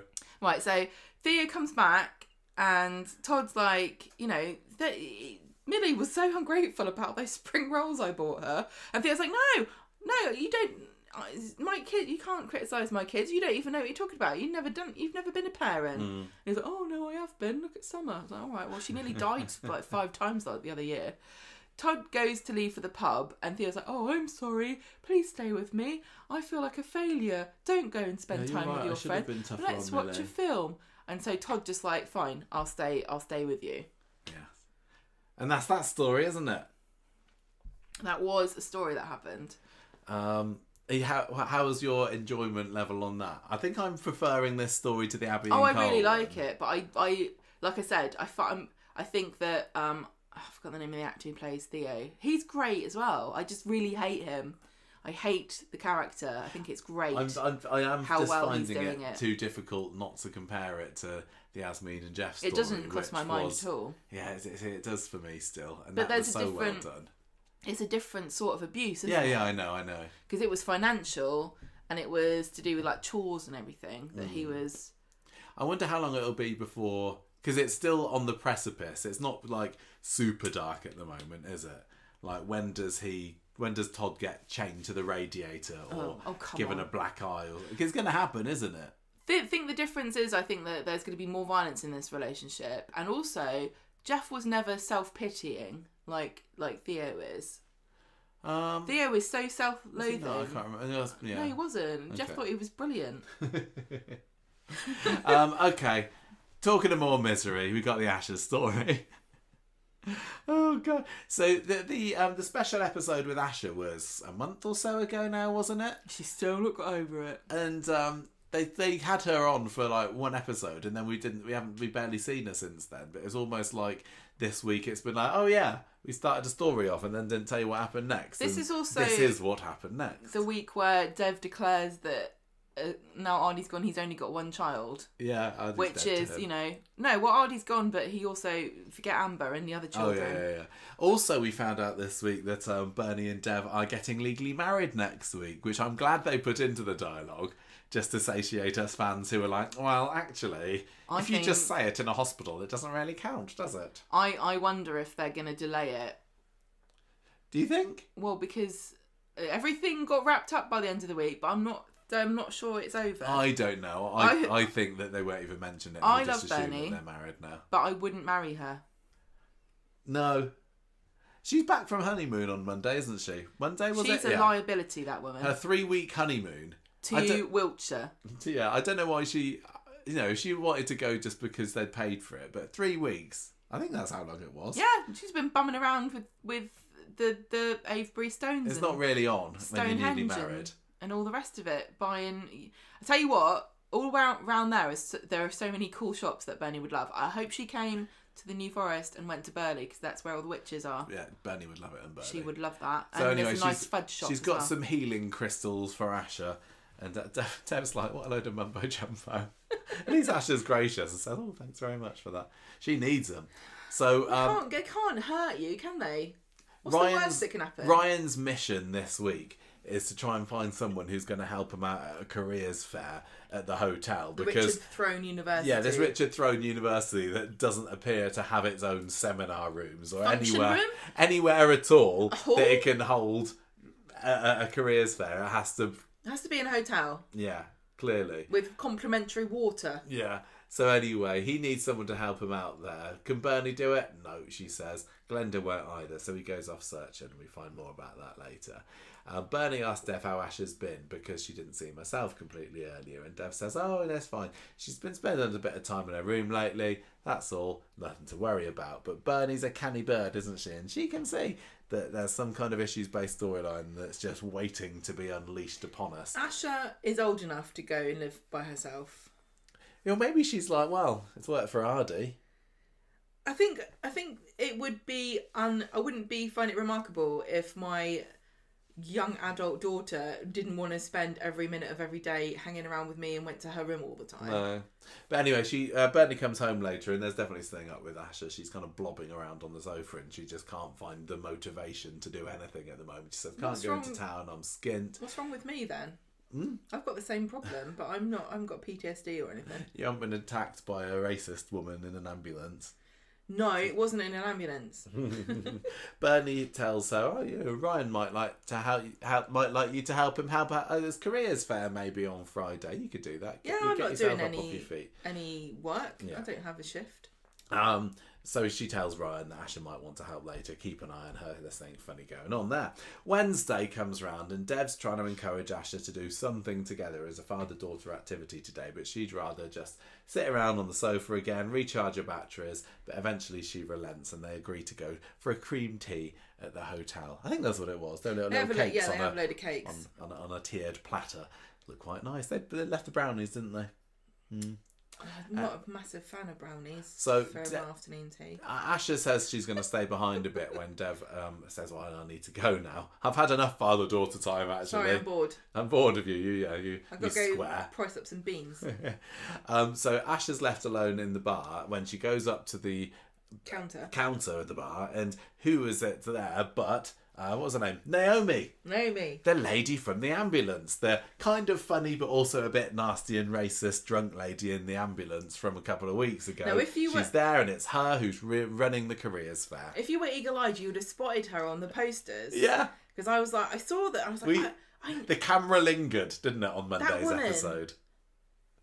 Well, where is she from? I had no idea. I saw that the camera was focusing on it just for a bit too long, and I was watching it. I'm supposed to be getting something out of this, but I don't know what it is. I didn't even think, could it be the woman? I was like, is there something in the text there that's supposed to be significant for me? Supposed to read it and go, careers? But that doesn't make any sense. Nobody on Coronation Street has a career. Well, we were kind of joking about it when we were watching the episode, wasn't it? Like, what careers advice can you genuinely give to somebody on Coronation Street? They're like, right, kids. Tip number 1, look 5 metres away from your front door, because you'll probably just stumble across someone offering you a trial period. Trial period. Don't be put off, because you always get the job at the end of it. It's completely fine. And also, if you need a job... Don't worry, because somebody nearby is probably going to lose theirs just at that moment. Don't worry if you've not had any past experience of it.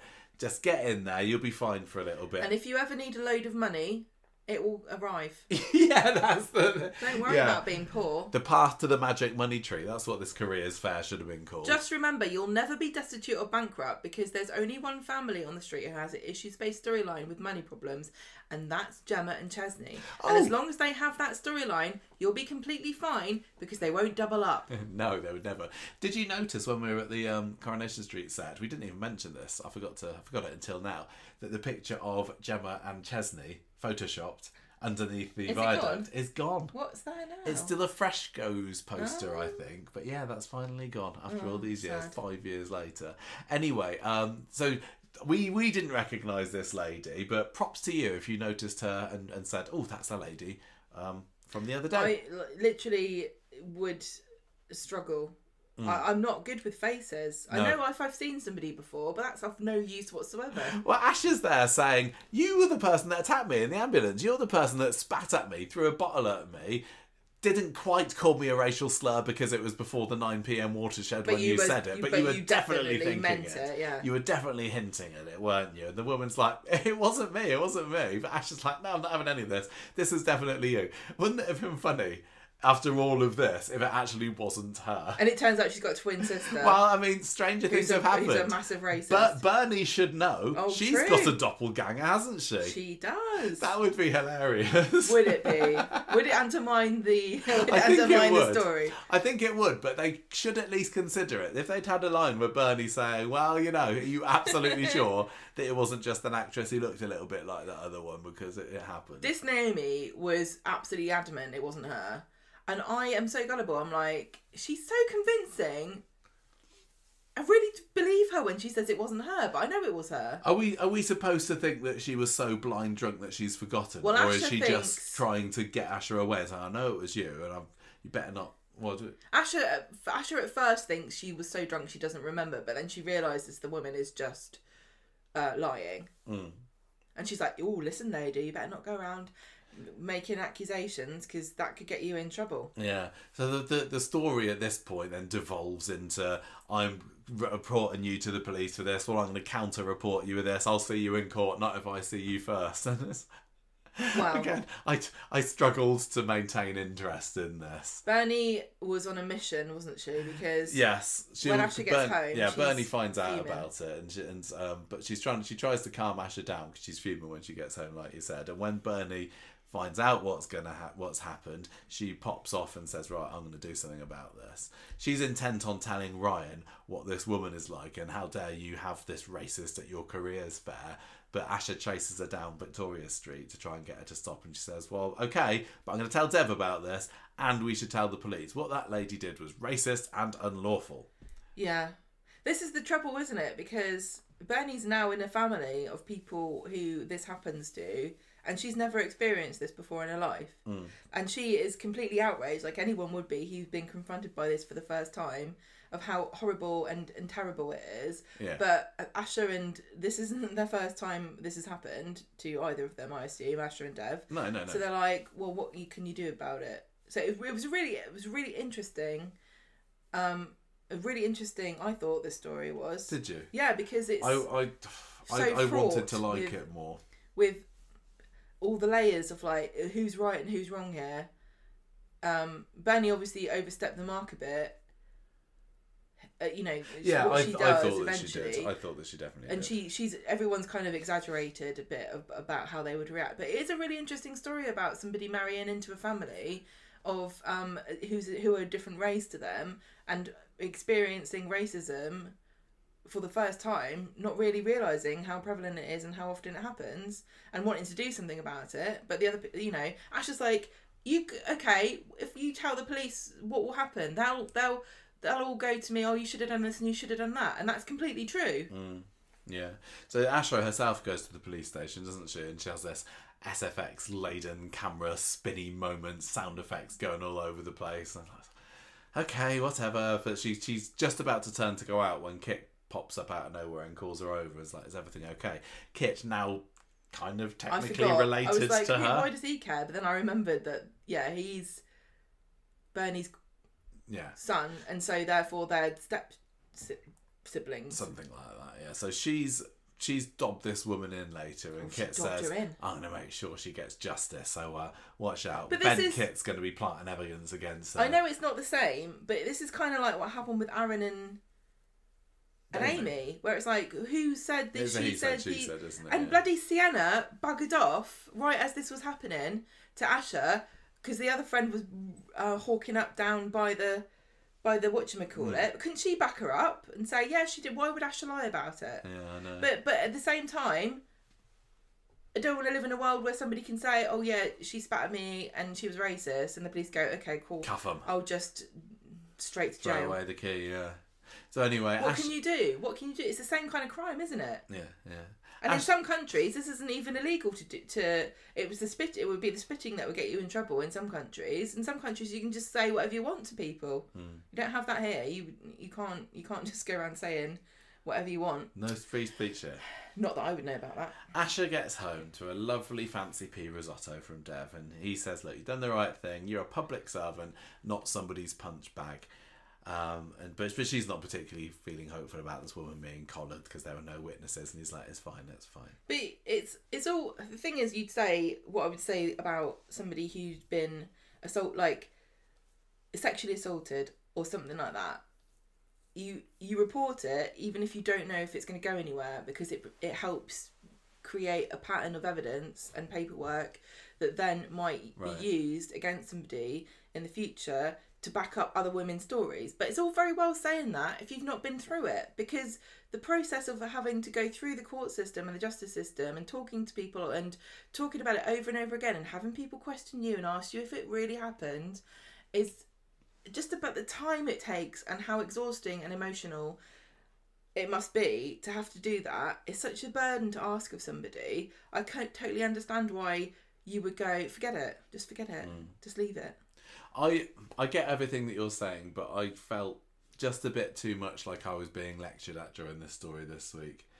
And does it? I don't know whether it feels like it's been too soon since the last racism story, or I'm thinking it was. I can't even remember what the last one was, but it feels like You know, it's a bit like how the Baileys, they always gave stories about racism too. Well, this was not... Like, the family's capable of more than this. I'm trying to think, like, was there yeah, but they've not had this with the Allahans. Well, I mean, Asha had her skin lightening. Yeah, but that was... It's not the same No, thing. not quite the same. That was... It's a feature of racism. It's driven by racism, but it's not... I would say that should probably be brought up in dialogue somewhere. And is Asha going to go back to thinking... Like self-hating? Yeah, like yeah. Everybody looks at me in a way that I can't control. Yeah, she's going to be getting out the cream again. Look down on me because of something I can't... It's horrible. And this is why Bernie gets so mad, because she can't do anything about it either. Yeah. What can you... You can't stop people being racist. Bernie does take matters into her own hands on Friday, doesn't she? Tell you what, unrivaled tech skills, this woman. She talk about hacking... Oh yeah, she probably immediately knows how to use PowerPoint and insert a brand new slide. I have seen some people online suggesting that Bernie's leaked hacking skills were a little bit far-fetched, but I don't know. It was. I don't think it's that difficult. Wouldn't be able to do it. I don't know that Bernie would be able to do it, but I don't think it's out of the realm of possibility for anyone to have done it. Maybe she got Raphael to help her. Well, she goes a lot. There's a few scenes in the earlier in the episode, Asha and Dev having their top scran at the cafe, as Ardy would apparently say. I don't know. Asha doesn't think he would not say sure that whether either. he would. But anyway, so Bernie decides, like you said, to take things into her own hands and pops over to the hotel in time for this careers fair, and she's like loitering around the laptop there, and you're like, okay, what's she doing then? And it was kind of funny how Summer and Amy and Nina were there. I can't remember whether they gave a reason for Nina being there. Nina's still trying to get that old fashion career off the ground. But anyway, I suppose it's just helpful that friends happen to be there. The cheek of Nina going to a careers fair. It's like, you had a job designing pants for a knicker factory. What happened to that? Well, she's living her best life serving fry-ups and Roys, isn't she? Or does she dream of something more than that? Well, they all do. What's Amy? What does Summer? The Coronation Street has got a couple of years to decide what career path they want Amy and Summer. Well, they're never going to be able to do it They're kind of spinning their wheels by saying, oh, they went to university. And it's great that Coronation Street characters are going to university because it happens so rarely. But at some point, they're going to just have to settle on the fact that, yeah, they're probably just getting a job in the street like everybody else does. Do you think that Amy, Nina and Summer are now doomed to spend the rest of their lives in dead-end jobs on Coronation Street because the careers fair never got kicked off? Yeah, maybe it is. This would have been the key to escaping the perpetual cycle of knicker factories and flower shops and cafe working. Forget it. Yeah. Forget it. I'm obviously not destined to have a career. One of the posters just said politics. What do you mean? Well, there was the one that said cyber. Bernie could have done that one. She could. So, Bernie hacks it. She doesn't hack it. It's like, it is elite. I'm thinking that I could probably do that. It's elite hacking, Michael. It's elite. How old's Bernie? I'm not going to say. 25. It's not very difficult to add a new slide into somebody's PowerPoint. I wouldn't know. I wouldn't be able to do it so no one saw me doing it. I'm sure I could work it out if you gave me 10 minutes. If you knew what to do, it would take you 2 minutes to do what Bernie's done. I've never used PowerPoint in my life. Yes, you have. When?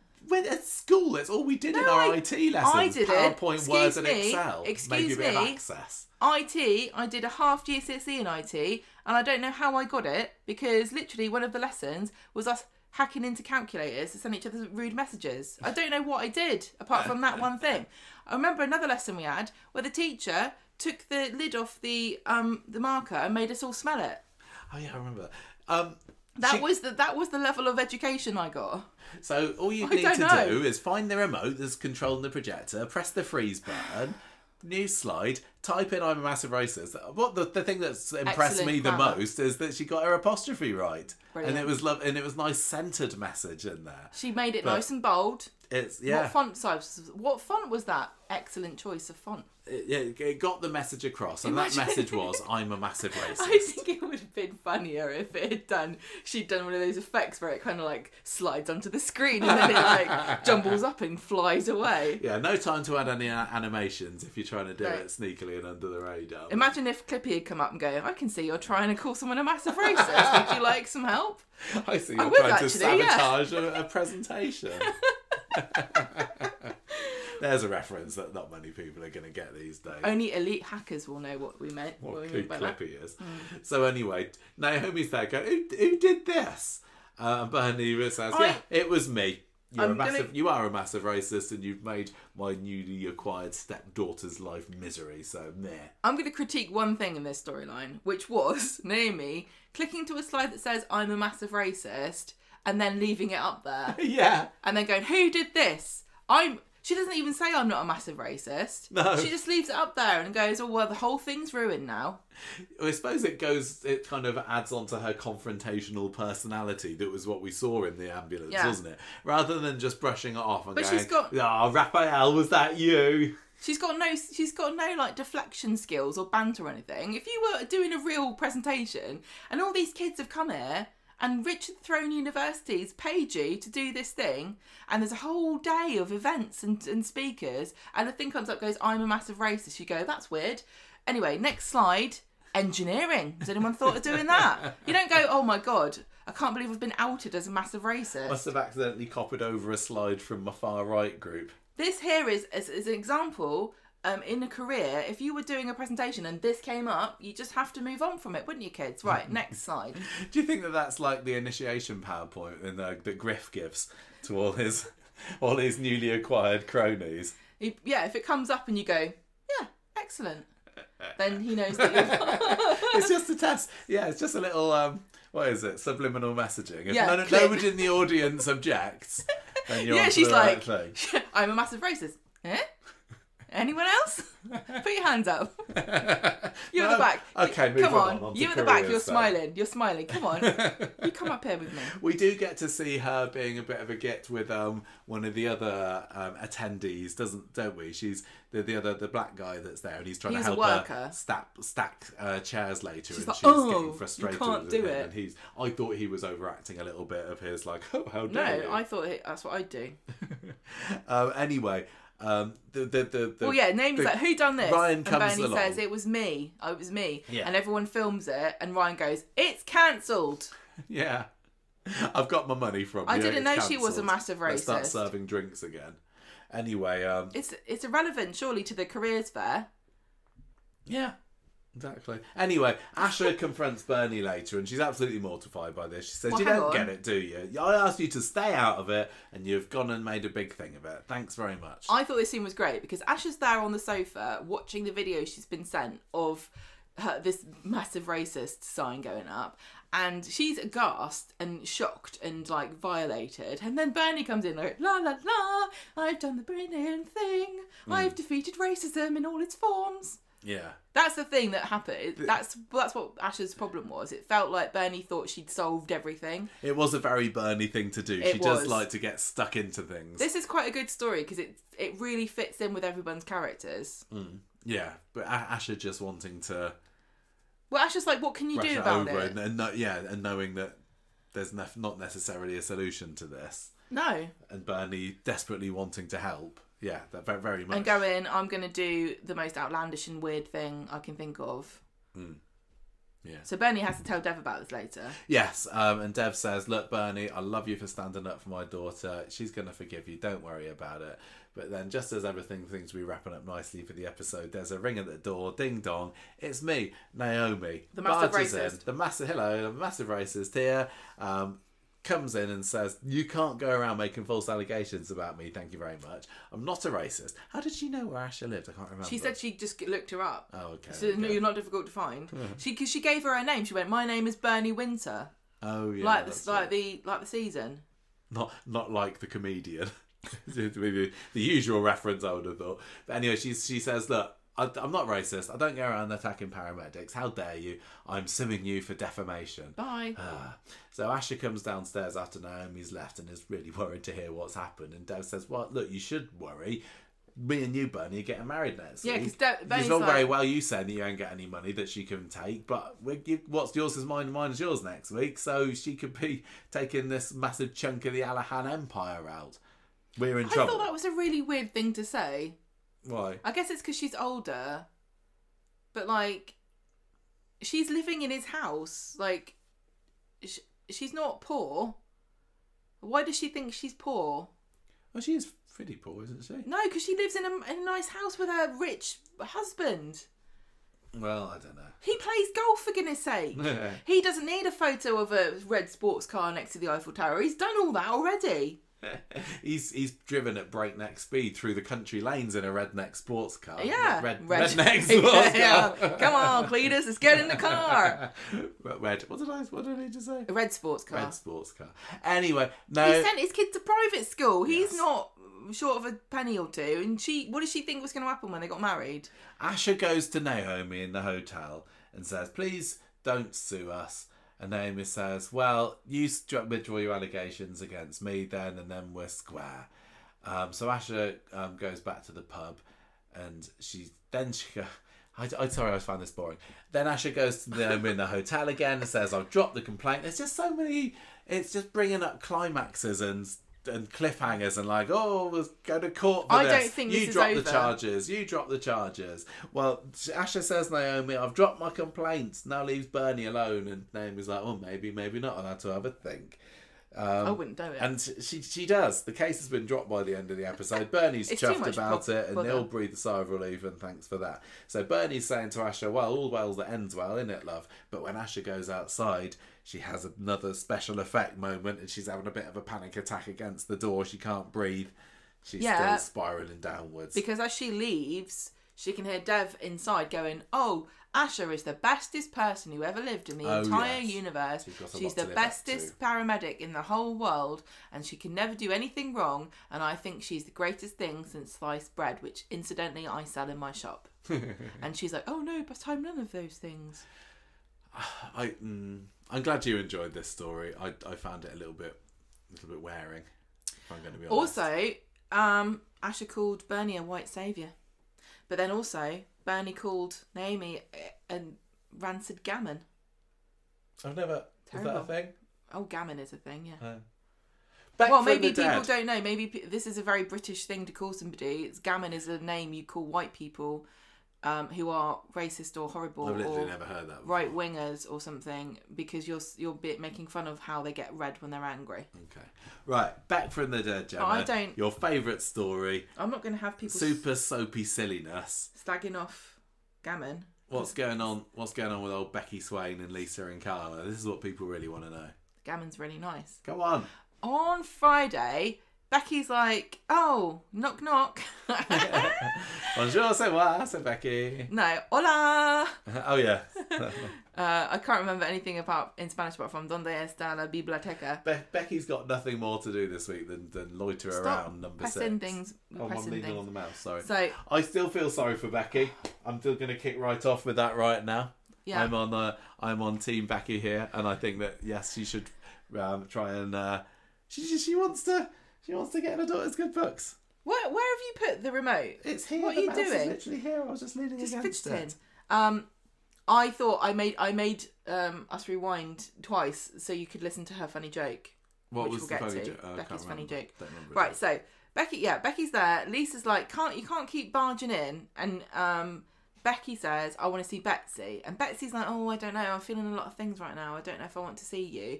And Becky says, I've got so much to tell you. I can't stay away. I want to protect you. Oh God, I forgot all this happened and we hadn't talked about it yet. Oh no. Roy comes round with a dog and he's like, well, what? You are Becky Swain. I knew that you were. You lied. And Carla's like, sorry, it's a covert operation and witness protection. Please don't tell anybody. And he's like, oh, well, I'm not a liar. And he goes off in a huff. Like it's all been orchestrated just to put him out. So Lisa goes then by herself buys 2 slices of carrot cake after having had an entire carrot cake for Betsy's birthday, like 3 episodes love before. a bit of carrot cake. How much carrot cake can one family eat? What happened to that 3-tiered monstrosity of a cake? They've finished that already. And wasteful. Roy puts it in 2 separate takeaway boxes. I'm sorry, if you're ordering 2 slices of the same cake, you're getting it in the same box, family charge. So she's trying to get Roy to forgive Carla about what's happened, and he is not having it. Evelyn then overhears the conversation, says, "Who are you talking about?" And then the lie gets told that it's Lisa's sister. Becky is Lisa's sister. Yeah, Roy says it, doesn't he? And Carla, when she goes back, Carla finds out that Lisa's made Roy lie, and she gets really mad about it, going, this is the word, he hates it, it's like his thing. You know how we all have a quirk of a character?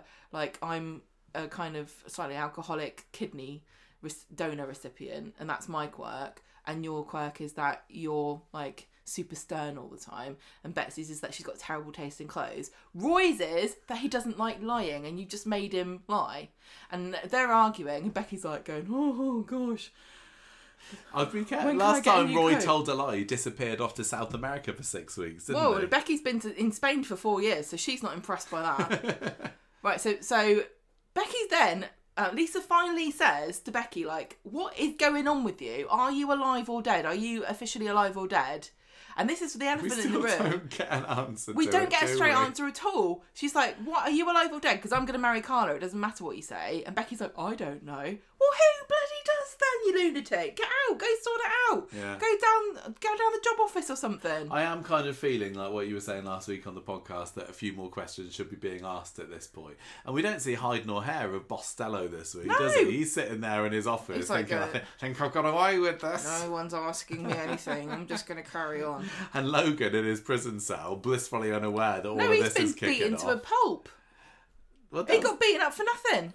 Yeah, so... I'd be furious if I was him. I got beaten up because of this woman who's just swanning around. She's not even putting her head up anymore. This week's story is all about her trying to get her feet under the table with Betsy, isn't she? Not only is she swanning around, not in incognito, she's gone to Freshco's and she's ordered a bloody washing machine. She did have her hood up for a bit. She's ordering washing machines and having Lisa deliver it for her. What the hell is going on?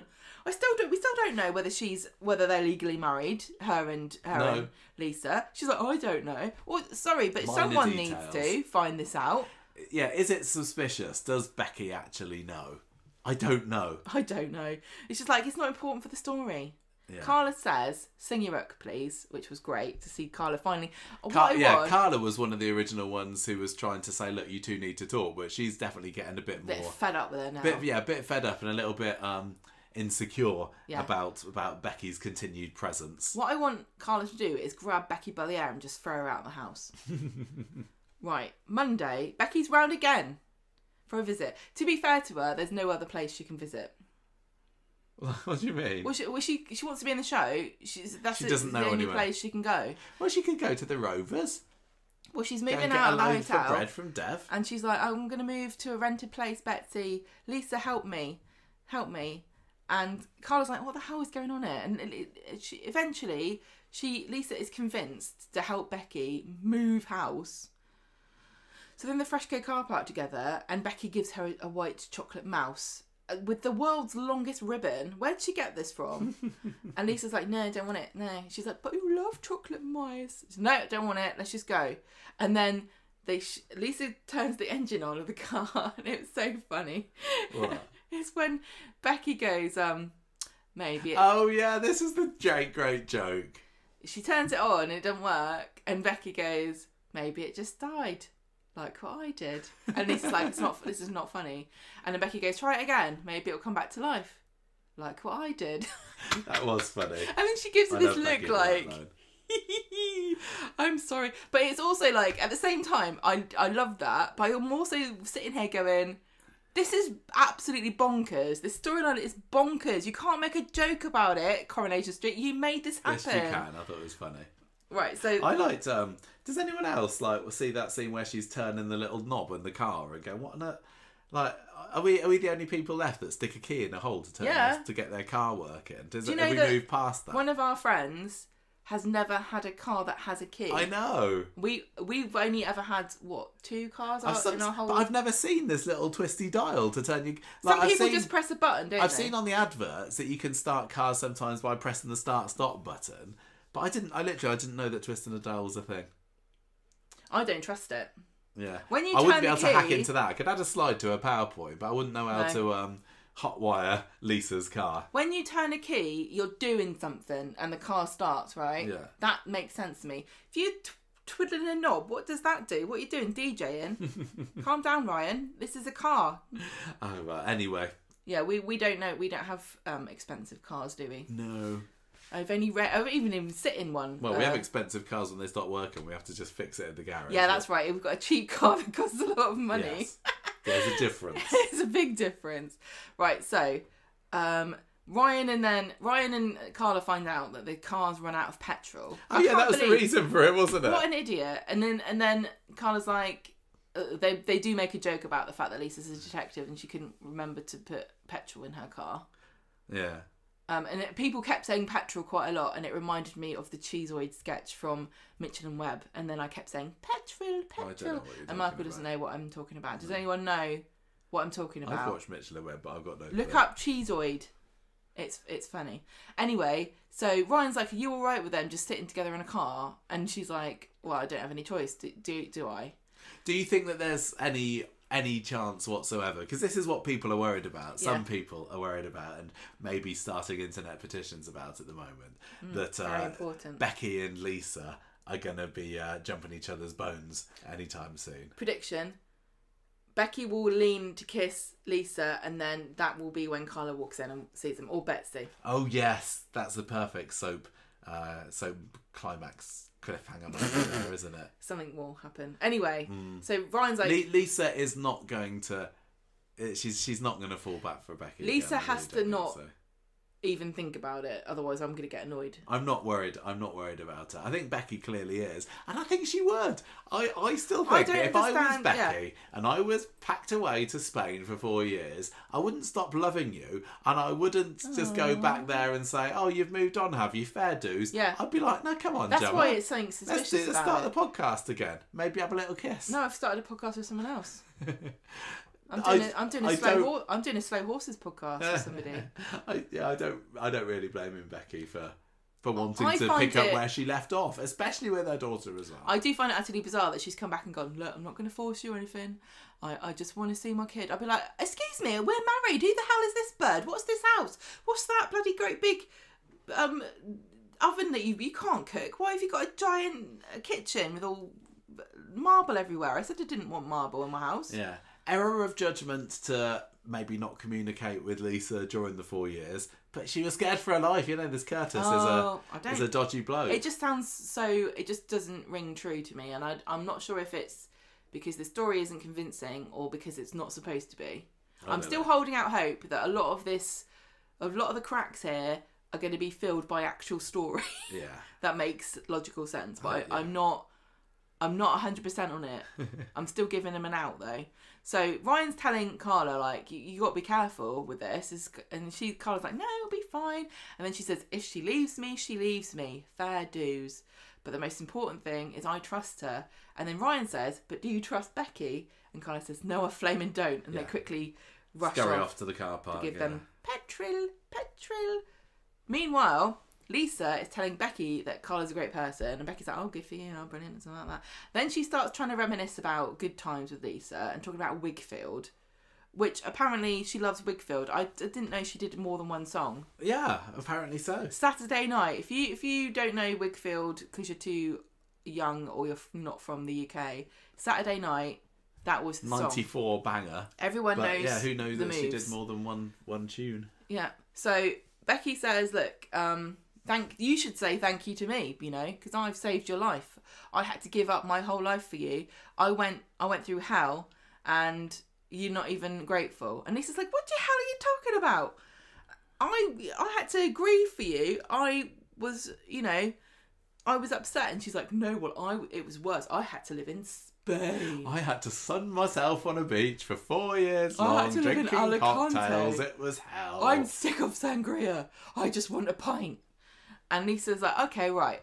maybe I didn't see it from your point of view. I kind of get that you had a tough time too. And Becky says, when I found out you were engaged, I came back because I was jealous and I never stopped loving you and I never will.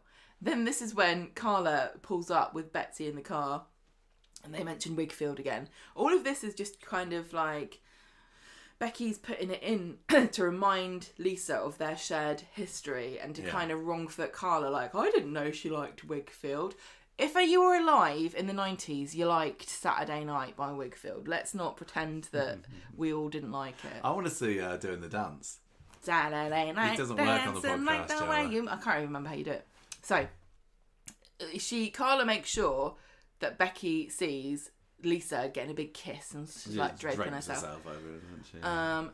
Then they go to the pub. I guess the petrol situation got sorted out. Why does this fancy car that has a knob to start not have a petrol warning sign? No, it does. Carla said that the petrol warning sign had been going on for ages. But how is it going on for ages? Lisa's used to driving cars with flashing lights, isn't she? She's a police officer, so maybe she didn't clock this like, one. Red, blue, all the same. No, she's like, the blue light's gone out. I'm going to have to get that fixed.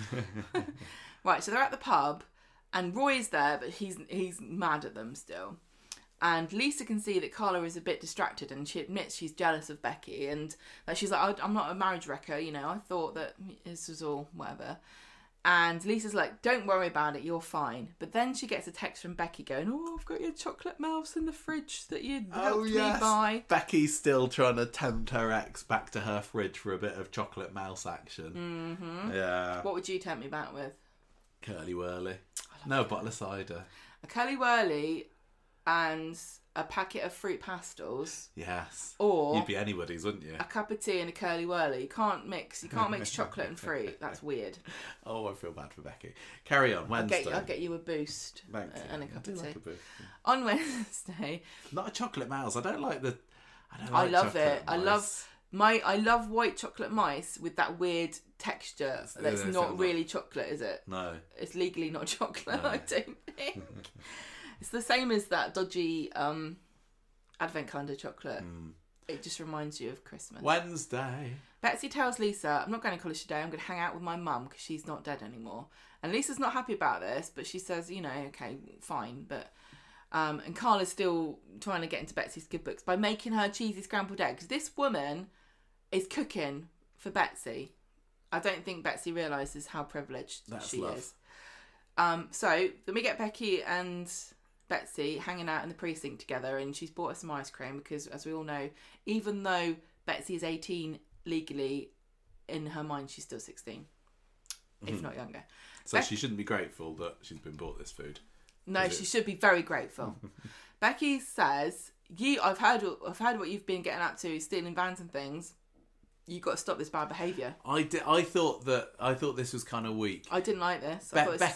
Betsy going off on one. Yeah. Just for this, it felt like it was a tiny little spark, and it caused a massive inferno that's made Betsy go and storm off. I'll be like, oh, come on, Mum.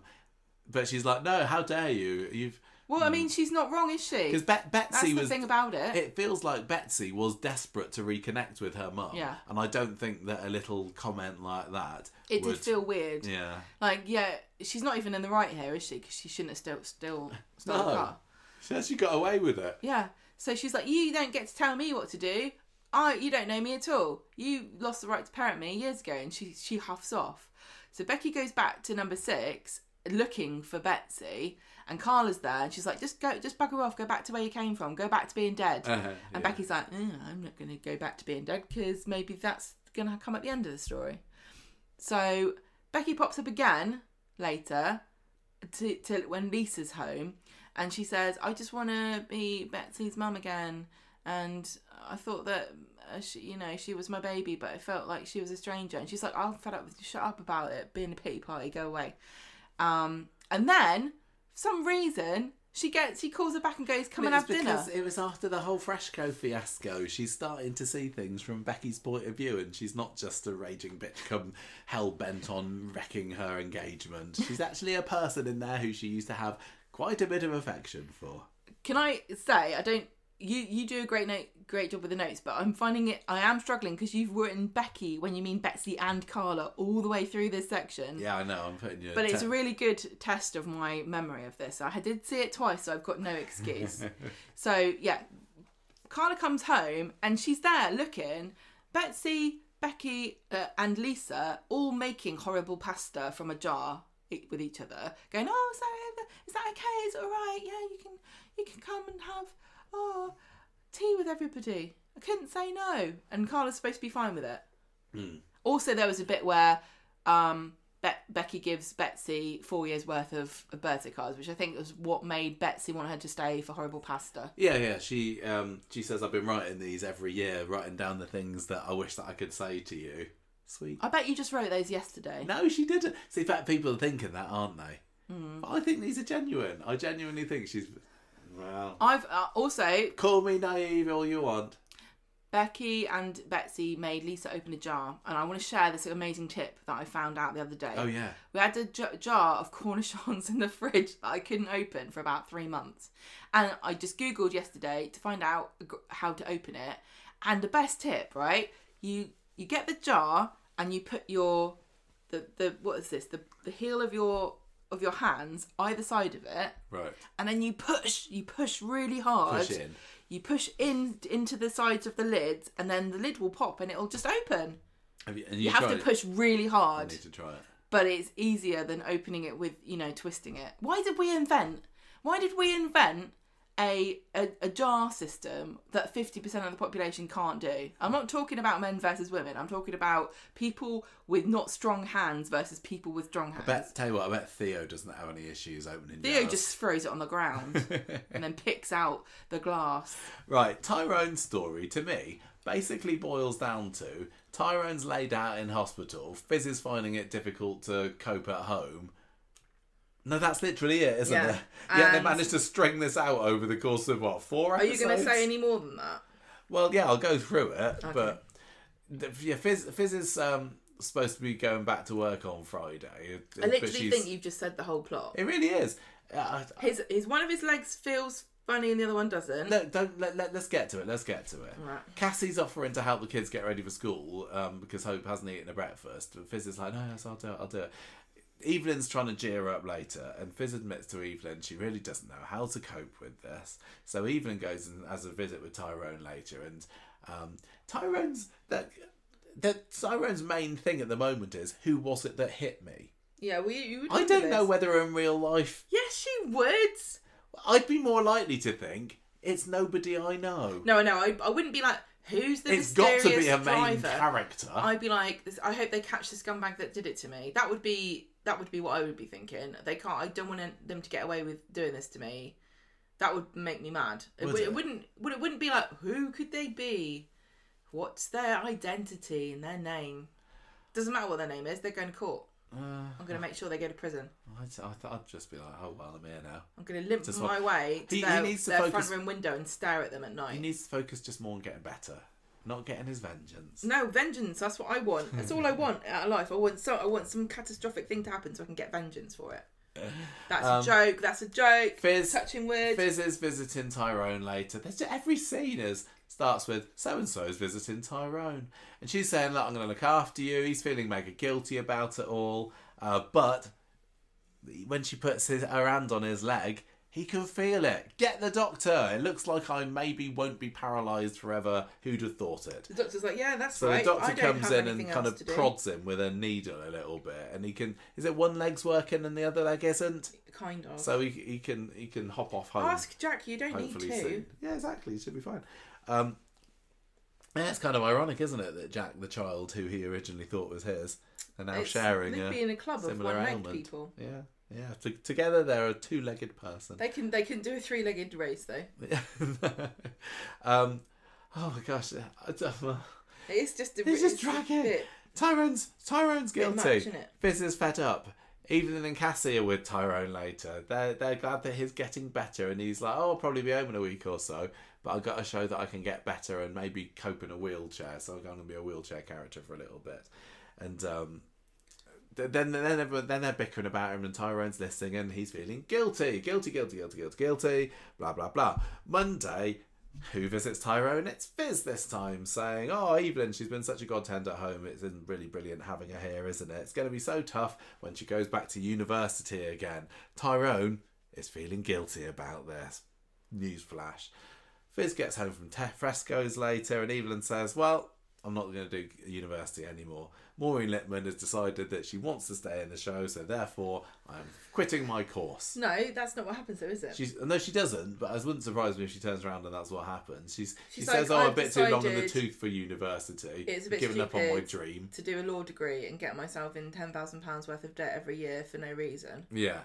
I could just watch videos on YouTube and argue with people. That's exactly the same thing. Well, Fizz is grateful at first, but later in the pub tells her, "No, look, you probably should go back to university." And Eva's like, No.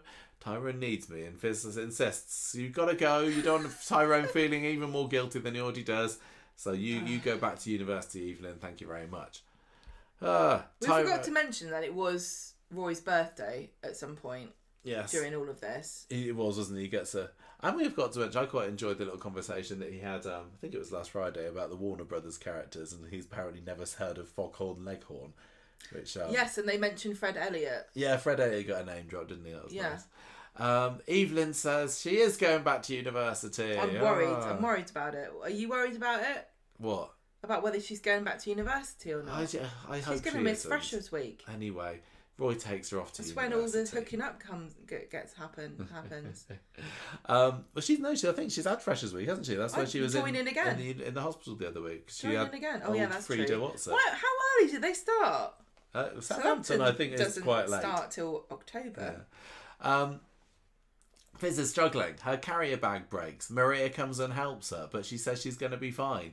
Maria points out to Cassie, Fizz is really struggling. Well, so Cassie offers to help Fizz out in the kitchen. What an oblivious cow Cassie is. Like. Well, no, but Cassie had offered to help back on Friday. But by the time Wednesday comes around, she's forgotten. I think this story is don't be a martyr and also don't be oblivious. Friday, Kevin visits Tyrone. Tyrone still wants to find out who ran him down in the car. Little does he know that it's the brother of the chap who's visiting him at the moment. And he's pretty miffed by the end of it because he has to stay in hospital over the weekend because he kind of hoped that he was going home. Well, he's not. That's it. That is the sort. It really is just Tyrone's guilty. Fizz is run off her feet.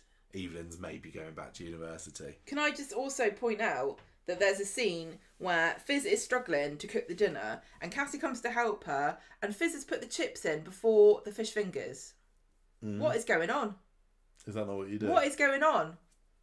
How thin are these fish fingers? How fat are these chips? What are we doing? What are we doing here? I also... How have you burned the chips before you've even put the fish fingers in? Shout out to the scene where they're talking about zodiac signs, which was...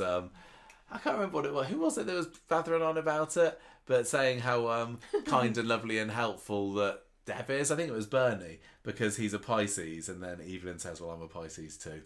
And that shuts her down. It just shows her a load of mumbo jumbo. Right, finally, after all this mega drama and just everybody being miserable at each other, we get to what's going on. No, it's another one. With George and Christina, the light relief of the week. But I am still going to say that it's not a good look for Jenny, and she is still coming off as mega desperate here. And I still think that George and Christina are a much better pairing than Jenny and George would ever be. Yes. All right. So what's been going on here, Jenny? Friday, Jenny's made a tactical error by expecting that George would want to go for a 2-for-1 at the vegan place around the road. And she tries to get Tracy on it later as well, doesn't she? She doesn't. We went to a vegan cafe in London once. It wasn't a cafe. It was a Michelin restaurant. It was surprisingly nice. It was good. Give it a try. Why she doesn't go and ask Toyah? She'd snap her up. I'd sell it to her. The other thing that I saw online was somebody suggesting that Ollie's interested in Toyah because he wants a recipe for a vegan lasagna. I thought it was you that said that. No, I think I copied somebody else. It's frozen, Ollie. Get it? Just get it fresh, guys. All a horrible... I'm sorry, but it's horrible. Vegetable lasagna is just a normal lasagna ruined with a bunch of courgettes and peppers in it. It sounds disgusting. Right, Jenny, George, go. George is like, I can't go. There are bodily fluids leaking all over the floor. I've got to clean it up. And Jenny's like, oh wow, never mind. And then she turns up to help him out. She's got a feather duster and a tabard and everything. And she says, I come and clean for you even though it's beneath me. And I did get a bit of a... Christina. I did get a bit of a nostalgic twang when too. Jenny turned up in how her she came tabard. She came back. Well, no, she didn't come back as it, but yeah. she was a cleaner in Underworld to Undertakers. It's only a short step. Although there was this odd line where Christina says, "Didn't you used to clean at a factory round the corner?" rather than the factory around the corner. There's loads as of if them. there's more than one. There's a fish finger factory. But yeah, he's already enlisted Christina to do a good bit of corpse scrubbing himself, hasn't he? Yeah, she's got to get all the dirt from their fingers. They're brilliant, Evidence. those two. Great little rivalry they've got going on there. Yeah, so she just insults her and Jenny flounces off. And then she sees them in the Rovers having a drink together and she gets mad and tells Glenda that Christina's got her claws in him and she thinks she's been friend zoned, and Glenda's like, well, going to see about that. So yeah, because Glenda is also... Glenda hates Christina because of what she did. George and Christina are enjoying each other's company, and George is obviously a bit besotted with her because he says, you know, she's so good looking. They're talking about... her wanting to be a...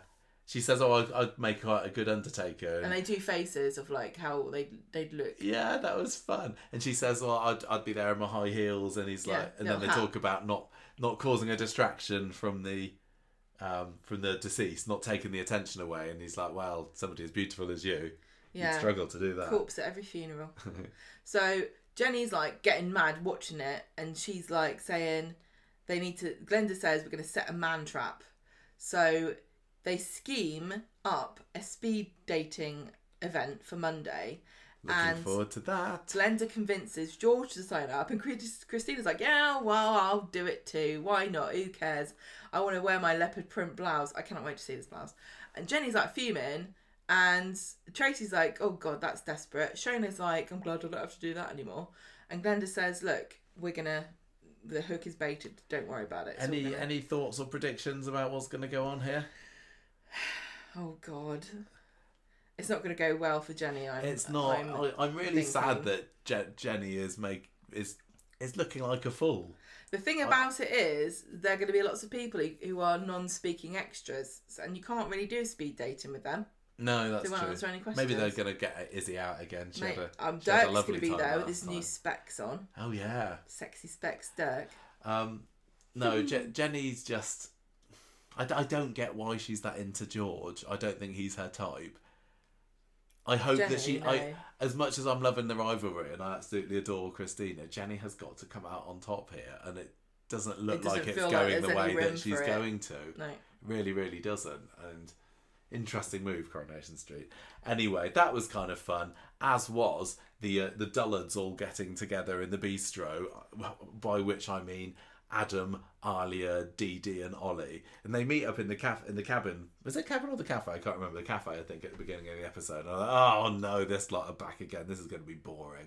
But I remember you saying there was a scene. Yeah, they were all standing in queue. Yeah, at the cafe. That's it, yeah. And you go to me, oh my God, these are the most boring characters in the whole show.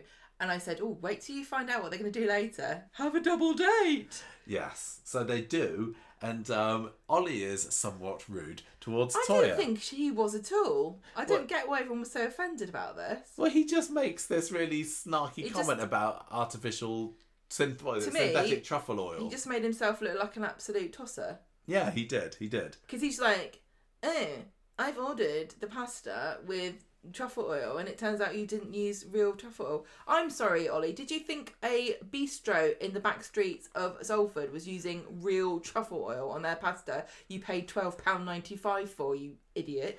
When they talked about him being a foodie, it did make me wonder whether he's going to be the next one to get a job at Speed Dial or the bistro, though. Is he going to be the next Zidane? If you're a foodie, Robert Preston, you know that it's going to be fake truffles in the oil. You know that because you're a foodie. He's an idiot. So he's there kind of... He's just trying to show off that he knew that it was not real truffle. Toyah gets a bit offended by this, like, even though she only brings the food. And then somebody mentions her name. Yeah. And he's like, oh, Toyah, that's an interesting name. And she says about Toyah Wilcox that she was named after, that Janice was... She says... I was actually named after a character in Coronation Street. I know, it's weird. It's Inception, isn't it? And Ollie kind of remarks at this, and then as she goes back behind the counter, he gives this suspicious sort of look. What is going on? And then on? at the end of the episode, or the end of the episode for this story, Dee Dee's kind of been a bit put out by his behaviour. It's like, I didn't think that you'd be like that. Everybody's overreacting to this. When Alia says you're just being a hypervigilant because of Joel. Why are you bringing this up, Alia? This is private. Everyone was having a conversation that should have been private in front of each other. Like Dee Dee says to Ollie in front of the other two, I don't like the way you talked about to Toyah. I don't think this relationship's working. And then Alia's giving her like really personal friend advice about her baggage history of dating a wannabe murderer. Yeah. This is all not this is not for now. They're just desperately to make themselves not seem dull. I'm exciting. I remembered that you Honestly. were dating a murderer. So anyway, when they leave, Ollie's left alone in the bistro, isn't he? He kind of hangs back with a phone call, and he tells whoever it is that he's talking to that he's okay. He's going to do a bit of digging, and then he looks over at Toyah. So he's got some kind of thing that he's trying to find out about Toyah. So I kind of took it in my first watching of this that he didn't realise it was Toyah until he hears the name. So he knows that Toyah is a person. Yeah, he knows seems of to know Toyah, that but he doesn't know what she looks like. It's like, well, maybe. It's like he's been searching for her, but he can't have been searching very hard because he's been in the programme for 2 months now. Yeah. And surely this can't be his first time at the bistro because everybody goes there at least once a week. Did they not have a drink at the... Was she not in the Rovers? I don't remember. I doubt it because Toyah's barely done anything this year. But yeah, if he's looking for her, he's not looking very hard. Like, he could have mentioned to Dee Dee, oh, is there anyone called Toyah that lives here? Or maybe a bit more subtle than that. He could have put a bit of Toyah Wilcox on and hopes that Dee Dee would then say, Toyah Wilcox, we got a Toyah that lives around here. Yeah, Toyah's a funny name. So it's bizarre that he's only just found this person that he's clearly tried to do some digging on. Or if he has known all along that that's Toyah, why is it taking him so long to actually do anything about it? Yeah, does he just kind of settle himself in first so that his cover doesn't get blown? What's Toyah got in her past that is relevant to Ollie? And I was going to say something else. I think we have to say at this point, because we've not been shy about saying this before, we know a little bit more than is publicly available about Ollie. A tiny little bit. So I don't want to seem like disingenuous here. I don't want to go speculating, oh, maybe it's this, maybe it's that, because we know. No, hang on. I'm pretty good at imagining what I would think if I didn't know other things. So I don't mind speculating. But can I just say, even though we know a tiny little extra bit about Ollie that other people don't know, I am still absolutely, thoroughly baffled as to what's going on here. No, what's he doing? What is he up to? Well, so what has Toyah got in her past? Like, to me... Dead babies, dead husband. Well, yeah, a lot of people were saying something to do with Imran because... Obviously, Ollie is Asian like Imran was, or is he? I don't know. Well, maybe people are saying he might be related to Imran. Yeah. I'm not sure. Some people have said that he's Imran's son, which can't possibly be right considering the age. Yeah, unless Imran had him when he was like 6. He's not a brother. We know the Habib family. Well, no, anyone could have a baby. Whatever. It's not a surprise that somebody might have an axe to grind against Toyah, considering how she is getting away with murder. He looks younger than Imran. I know that the actor is younger. Yeah, the actor is younger than Charlie. Yeah. But he doesn't look like plausibly the same age. Like he's not his friend from school. I wondered also about the cult because Toyah was involved in getting Leanne out of the cult. Are they still knocking about? Is there a... Or is it something with Spider? Because there was that scene a few weeks ago where he looks a bit shaken when it's when somebody, Dee Dee, tells him that Lisa is a policewoman. Yeah. So there's something dodgy about him. But somebody else said that maybe he's something to do with Joel. Yeah. I'm just thrilled that Toyah is finally getting a snifter of a story, possibly. And I'm also thrilled that these characters that are incredibly, incredibly dull have actually done something kind of interesting, which I didn't know that this was happening in Friday's episode. So it's like, that's yeah. The thing about Ollie is that he obviously knows that Toyah. We're all thinking he's talking about Toyah on the phone. Yeah, for sure. I mean, that could be a misdirection. No, it's not. I don't think it is. But he's obviously not trying to endear himself or befriend her because he just completely slagged her off. No, but he didn't, because he slagged her off. He slagged off the truffle oil, but then as soon as he found out that her name was Toyah, that's he's like, true. oh, sorry, that's a really interesting name. So he's gonna, I think that we might see him kind of smarming around her a little bit on Monday. Wouldn't surprise me. It is really confusing. And the other thing I was going to say, this guy came into the show because he had an accident with a car that Fiona had dodgily done an MOT on and the brakes didn't work. Yeah. So if he's wound up in a place where somebody that he was looking for lives, that's a massive coincidence. I know it's a soap, but that's just weird. How did he drift into this? He can't have lied about the car being... No. wrong, because then he would have had to have known there was a scheme in the first place to have lied about it happening to him. Yeah. That can't be I don't know. a lie. As I said, I don't really want to speculate here because I know a little bit more, but I am still very, very, very baffled as to exactly what's going on to get to the one little bit that I know about him. At a stage where I'm thinking, I'm not sure that the thing that I think I know is true. I know. But we'll find out, won't we? We'll find out. I'm really... this completely perked me up on Friday because I was like, what is going on? Yeah, for sure. Friday's episode did perk me up because of that and the Jenny story. But I'm going to say it was still a bit of a slog of a week for me. And I don't know whether it was because I was very tired when I was watching it, whether I binged 3 episodes in a row and that's too much to take. I'm not sure, but... I wish I'd not known that Noah was gonna die. But at the end of the day, like, he's dead, but it's not. It doesn't feel like it's had a big enough impact. I went into the episode seeing on Twitter Corrie's picture of Todd looking at his phone, and then it said he's dead in the caption, I think, or something like that. No, really? So I was like spending the whole time going, oh, Todd's gonna look on his phone and find out that somebody's dead. So I was thinking, who could it be? Who could it be that he's finding out that is dead from his phone? Is it like an old boyfriend or something? And then as it was going through, I was like, oh, I wonder if it's going to be Noah. But I don't know why I thought that. But I did think that once I thought it was Noah, I thought that it was going to be Theo that killed him, which is why I'm very invested in my theory that he gave him a heart attack. And I just want you to know, Dee Dee, that you think you can't give somebody a heart attack, but you can because the CIA's done it to loads of people. Just look it up. It's a 5-point palm exploding heart technique, yeah. isn't it? Really? You need to do your research. I'm giving this week's Coronation Street... I forgot we got score, yeah? 3 skid marks on Jenny's tabard. Oh, that was funny when she 5. said, what a cow. Yeah, it was a 3. It was a bit of a blah week for me. It was all right, but it's just that Abi story is bringing it down so much. I'm enjoying it more than you, but not a huge amount. So I'm going to give it 3.5 Wigfield songs because I don't think there's even Saturday night, Sunday morning, Monday afternoon, and then Thursday. Right. Character of the week this week. It can't be anyone in the Abi and Carl storyline. Can't really be anyone in the Theo story. Christina. I think it's possibly Christina. I think it is. I think she...